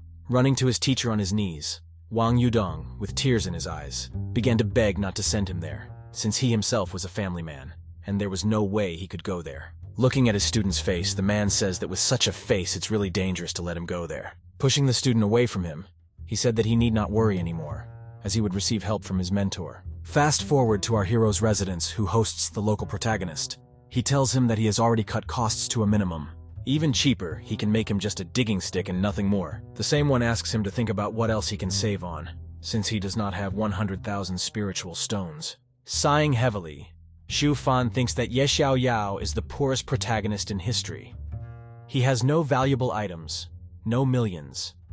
And he sits and thinks that because of the swordsman's grandfather, he has nothing with which to repay his brother. After so many years of performing tasks for the swordsman department, does he really have no savings? That's right. Even though he was able to accumulate millions, he had to constantly spend everything he earned. The poor main character asks to give him at least 3 more days. Xu Fan, saying that he had to live modestly like him, gives the only advice to his friend. He should try his luck further away from the sect. There is a better chance of finding something there valuable. Ye Xiaoyao went to the pawn shop, and because Hopeless Situatsib sold some of his things there, he was informed that he could buy them back within a year after paying interest. The old mentor called the guy a disgrace, and said that after getting into the large chiliocosm, he should not even dare to mention that he was his student. After these words, he became angry, and warned that after one more such phrase, the old man would have to obtain resources for restoration himself. When Xu Fan was left alone, it came to the box he had received earlier. It took him a lot of effort to remove the seal from her. But now he will see what kind of treasure he received from the so-called main character. Slowly, he opened the box of Dispelling the Sealing Rune. A bright, dazzling light began to pour out from there. Our hero's eyes were filled with surprise, and we will see what surprised him so much a little later. For now, let's look at the local protagonist who, having searched all his cormans, could not find one thing, a jade ball for lighting. He asked the old swordsman if he had seen him, to which the old man simply smiled. What is going on here? Xu Fan's face changed from surprise to the most incomprehensibly annoyed. Inside the box was an ordinary jade ball for illumination. Would anyone really put such a small thing in such a reliable box? Our hero understood everything.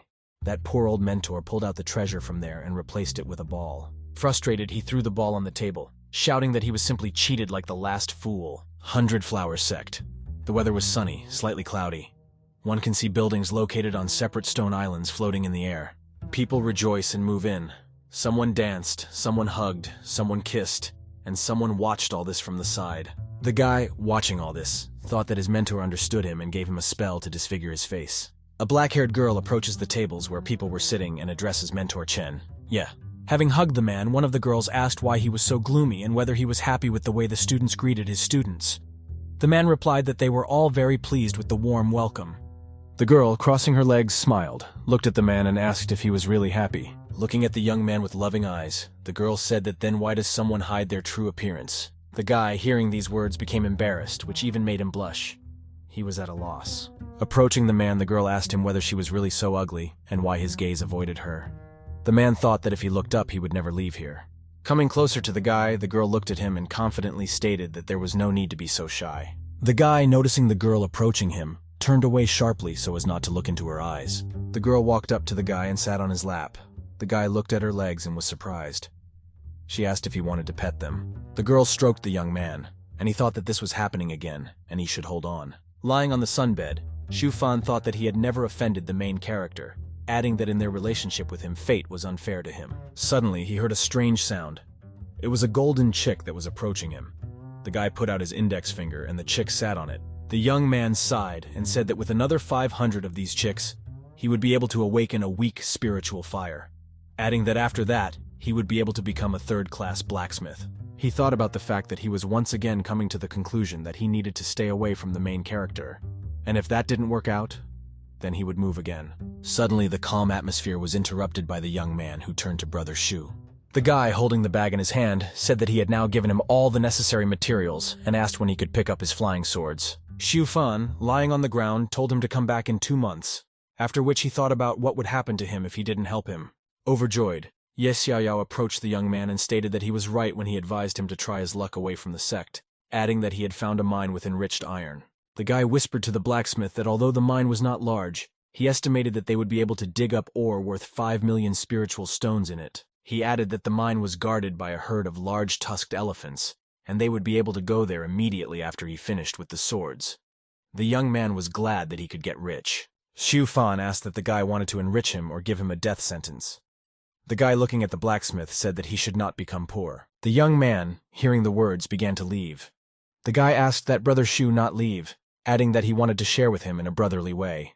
The blacksmith began to run away, shouting for him to leave him alone. The guy shouted loudly that one day he would become the first swordsman of the Heavenly Throne sect, and the first blacksmith. Having caught up with the young man, Ye Xiaoyao put his hand on his head and said that they were perfect for each other. The young man thought that he no longer liked this at all. The guy said that he was a born swordsman, and Xu Fan was a talented blacksmith, and their union was predestined by heaven. Perplexed, the young man asked why he couldn't dig up that mine alone. The guy, looking at the forge in surprise, replied that he couldn't do it alone, adding that he would distract the elephants, and at that time someone had to dig. The guy added that large tusked elephants occupy a position between werewolves and beasts, and killing them is a bad omen. The young man, after listening to Ye Xiaoyao, replied that no matter what, he would never go there. The guy, looking up, said that he would give Xu Fan a minor robot that he didn't even need to control, adding that he just needed to distract the elephants. Closing his eyes, the young man thought about the fact that there was no need to stop, and he needed to think about how else he could shake something useful out of his brother. Ye Xiaoyao, looking at Xu Fan, said that if he went to the lair of those terrible creatures without him, it could still be very dangerous. The blacksmith, looking at the guy, agreed, and added that then he would also give him a set of armor, but on the condition that he would return it later. The young man thought that if, as a result of the operation, he gained around 2 million, then minus the costs of the minor and second-class armor, he would still remain in the black. The guy, looking at Xu Fan, replied that then he was deviating, adding that he still wanted to explore the situation around the mine, so as not to waste time. Looking at the sky in bewilderment, the guy said that his mentor was working against him. He thought about how when Brother Ye asked him for something else, the smile on his face looked obviously forced, and he felt like he was very embarrassed. Entering the building, the young man said that last time his mentor took out the treasure and replaced it with a jade ball, adding that the time would come and he would remember everything to that old man. Clear sunny day. Clouds are visible in the sky. Everything around is planted with cherry blossoms. A huge building and large gates can be seen. Wai Yunlong thought that he had never made so much mental effort, especially for the sake of maintaining chastity, and passed the test of beauties.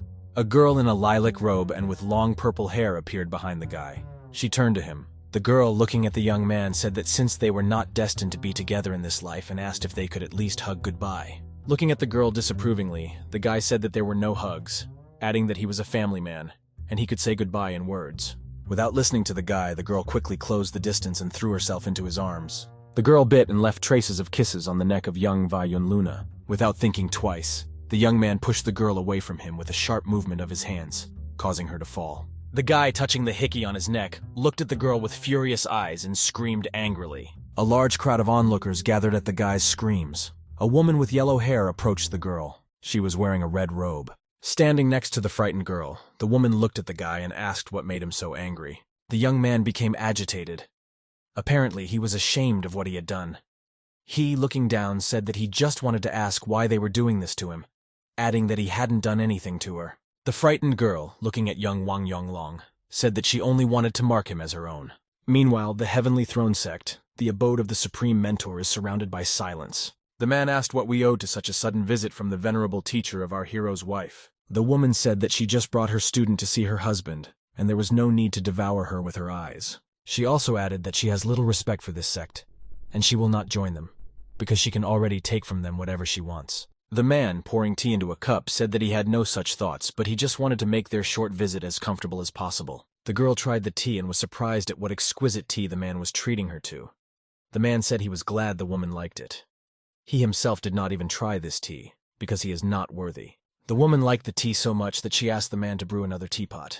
The man laughed and said that now everything will be ready. At the same time, on a clear, cloudless day, voices were heard in the house of our hero Xu Fan. Our hero became embarrassed and said that the girl had become so tall, and added that their separation had been a long time. A beautiful girl entered the territory of our hero's house. This was not the same little Wei Yun. She was a tall and beautiful girl. She said that they had not seen each other for a long time. The girl turned to our hero and became embarrassed. She looked at her husband with loving eyes. Our hero wondered what the girl had as a mentor at the Mahayana stage, and why she became so attached to a loser like him at the key hardening stage. The girl ran with open arms to hug her beloved husband Xu Fan. The girl was happy. She hugged her husband like the last time and said that she was very glad to see him. Our hero hugged her back and said that he thought that, having such a powerful mentor, the girl would immediately forget him. The children watched this couple, and they themselves thought that the girl who looked like a celestial goddess and flew in on a huge divine bird turned out to be the wife of their mentor. They were shocked. Xiufan chuckled modestly and stroked the girl's head. She was very pleased, and she happily wanted our hero to continue. The girl giggled and rubbed herself against our hero, like some kind of little cat. The guy shouted to Wei Yun removed her drool, because these are his favorite clothes made of 100% natural silk. The girl turned to our hero and said that she was already quite an adult, and invited him to fly away with her. She added that they could have children and live in perfect harmony until the end of their days. The girl in love tried to kiss her husband, and the guy himself said that everything was going so well for them, and he did not want to interfere in her cultivation process. Shu Gang waved his hand to our hero's wife and greeted her as a mother mentor, and the girl simply bowed to her. The guy decided to introduce his wife to the students.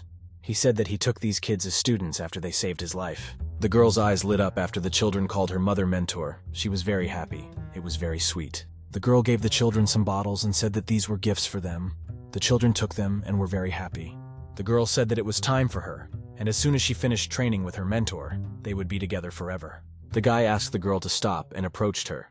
He said that he used to treat Wei Yun treated her like a little sister, but when he saw her inside his illusion, he realized how he felt about her. Taking out the ring, the guy said that he hoped that he was not doing this too late, and began to put the ring on the girl's hand. He said that in his village it is customary. When a man himself puts a ring on a girl's hand, from then on they are truly considered husband and wife. The girl, looking at her new ring, said that she would miss her husband and smiled. It was very touching. Our hero smiled and said that he would also miss his beloved Wei Yun. They hugged one last time. And after that, the girl sat on a huge divine bird and flew away. Our hero looked after her. The teacher turned to Wei Yun and asked what she liked so much about Xiufan, since he was a small-scale cultivator at the qi-quenching stage and not even particularly handsome. The girl got angry and started screaming that the mentor was wrong and that her husband was the most talented in the world. The mentor laughed and said, "Okay, so be it." The girl said that when she first met our hero at 13 years old, she immediately realized that they were destined to be together. The mentor believed that the heavenly spirit rarely makes mistakes and you just need to trust them. The mentor said that if the girl studied hard and reached the merging stage, she would let her go on all four sides.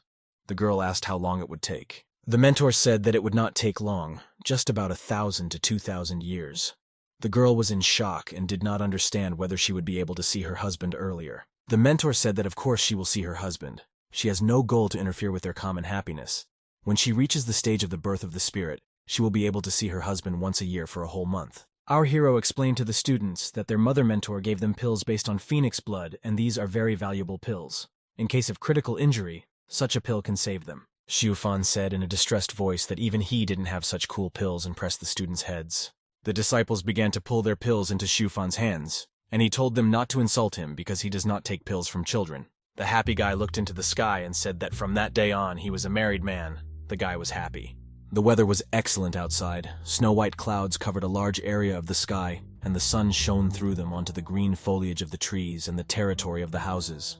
In front of our hero, there was blue consciousness retention ore and green enriched iron ore. He was in the forge. He thought that the latest conscious models of combat dolls had shown themselves to be excellent, but to create them, they needed scarce consciousness retention ore. The next step was to create a new device. Our hero wanted to create a device with which he would control the consciousness of fighting dolls. And suddenly something dawned on him. He felt something.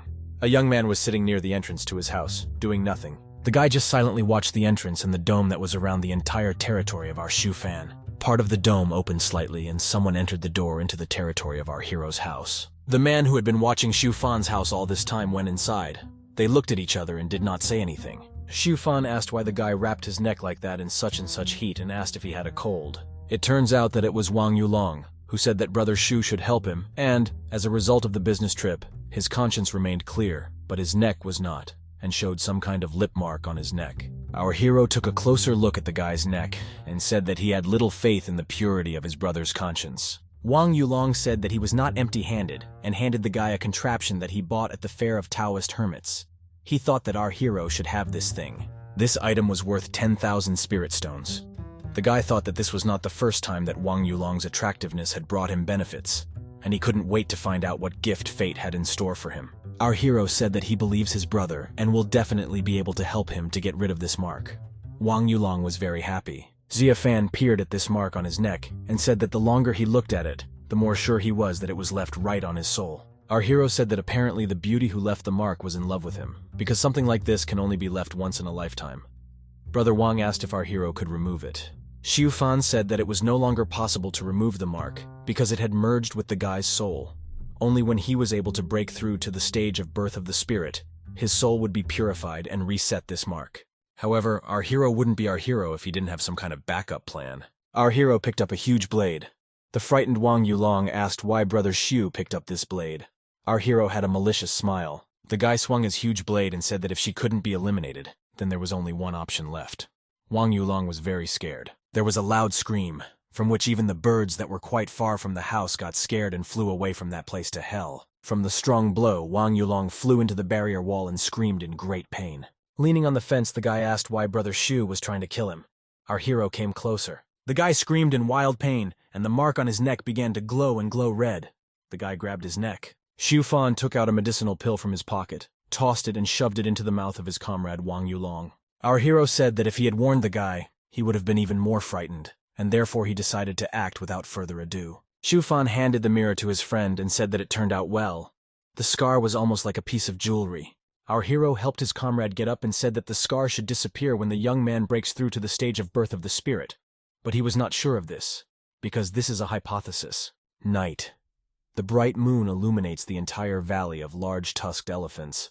The sounds of battle could be heard on the field. Yes, Xiao Yao fought in this valley with those same large-tusked elephants. He galloped back and forth. Yes, Xiao Yao shouted at the swordsman emperor to use his brains faster, otherwise they would both perish here. The old man said that 600 kilometers west of there is a magical field for teleportation. Bouncing off animals, Yes Xiao Yao asked the sword emperor where they were teleporting to. The old man said that this is no longer so important. Now the #1 task is to stay alive. Our hero ran across the field, and the old man said that this field looked very familiar to him, and as if he had already seen it before. The guy ran to the ground, stopped and said that it was not there, and if he remained alive, then it would be good. The guy started using some kind of purple-colored cultivation technique. The light from this spell was so strong that it could be compared to a flashbang from the modern era. A very bright flash of light appeared above some small house on the mountain. From the side it seemed as if a star was falling. Our hero sat in a rocking chair and watched the students who were playing in the yard. The same bright flash of light flew over them. Xu Gang ran up to the mentor and began to wake him up. He said that he would stop sleeping, and it was already evening. And then Xu Yuexiang ran up to our hero, who showed the bottle and said that it was a spiritual liquid for replenishing energy. The girl found it in the lake, and at the bottom there was a portal. The girl said that there was probably a bunch of ancient treasures, artifacts, and rare plants hidden behind the portal, and then added that she felt the animals at the stage of the golden elixir, and therefore ran away. Our hero was delighted and asked if the girl was sure that there was no one there more dangerous than the animals at the golden elixir stage, and also began asking stupid questions about the portal. The guy continued to ask the students about the portal, and they in turn dug into their bag and didn't really listen to Xu Fan. The girl, after rummaging around a little more, took out the package and handed it into the hands of her master. Xu Fan smiled. The girl said that she had already thought through all these questions and drawn up a clear action plan on this topic. Our hero unwrapped the same package with an action plan from his student and began to examine it. The guy looked at the student and said that he looked quite convincing and grinned. Our hero hugged the student to himself and said that they would trust the girl's plan. The girl was happy and embarrassed. The students asked if their mentor would go with them. Our hero said yes. He added that he had not left the sect for a long time, and this outing did not look dangerous. To be continued. Thanks for watching. Subscribe.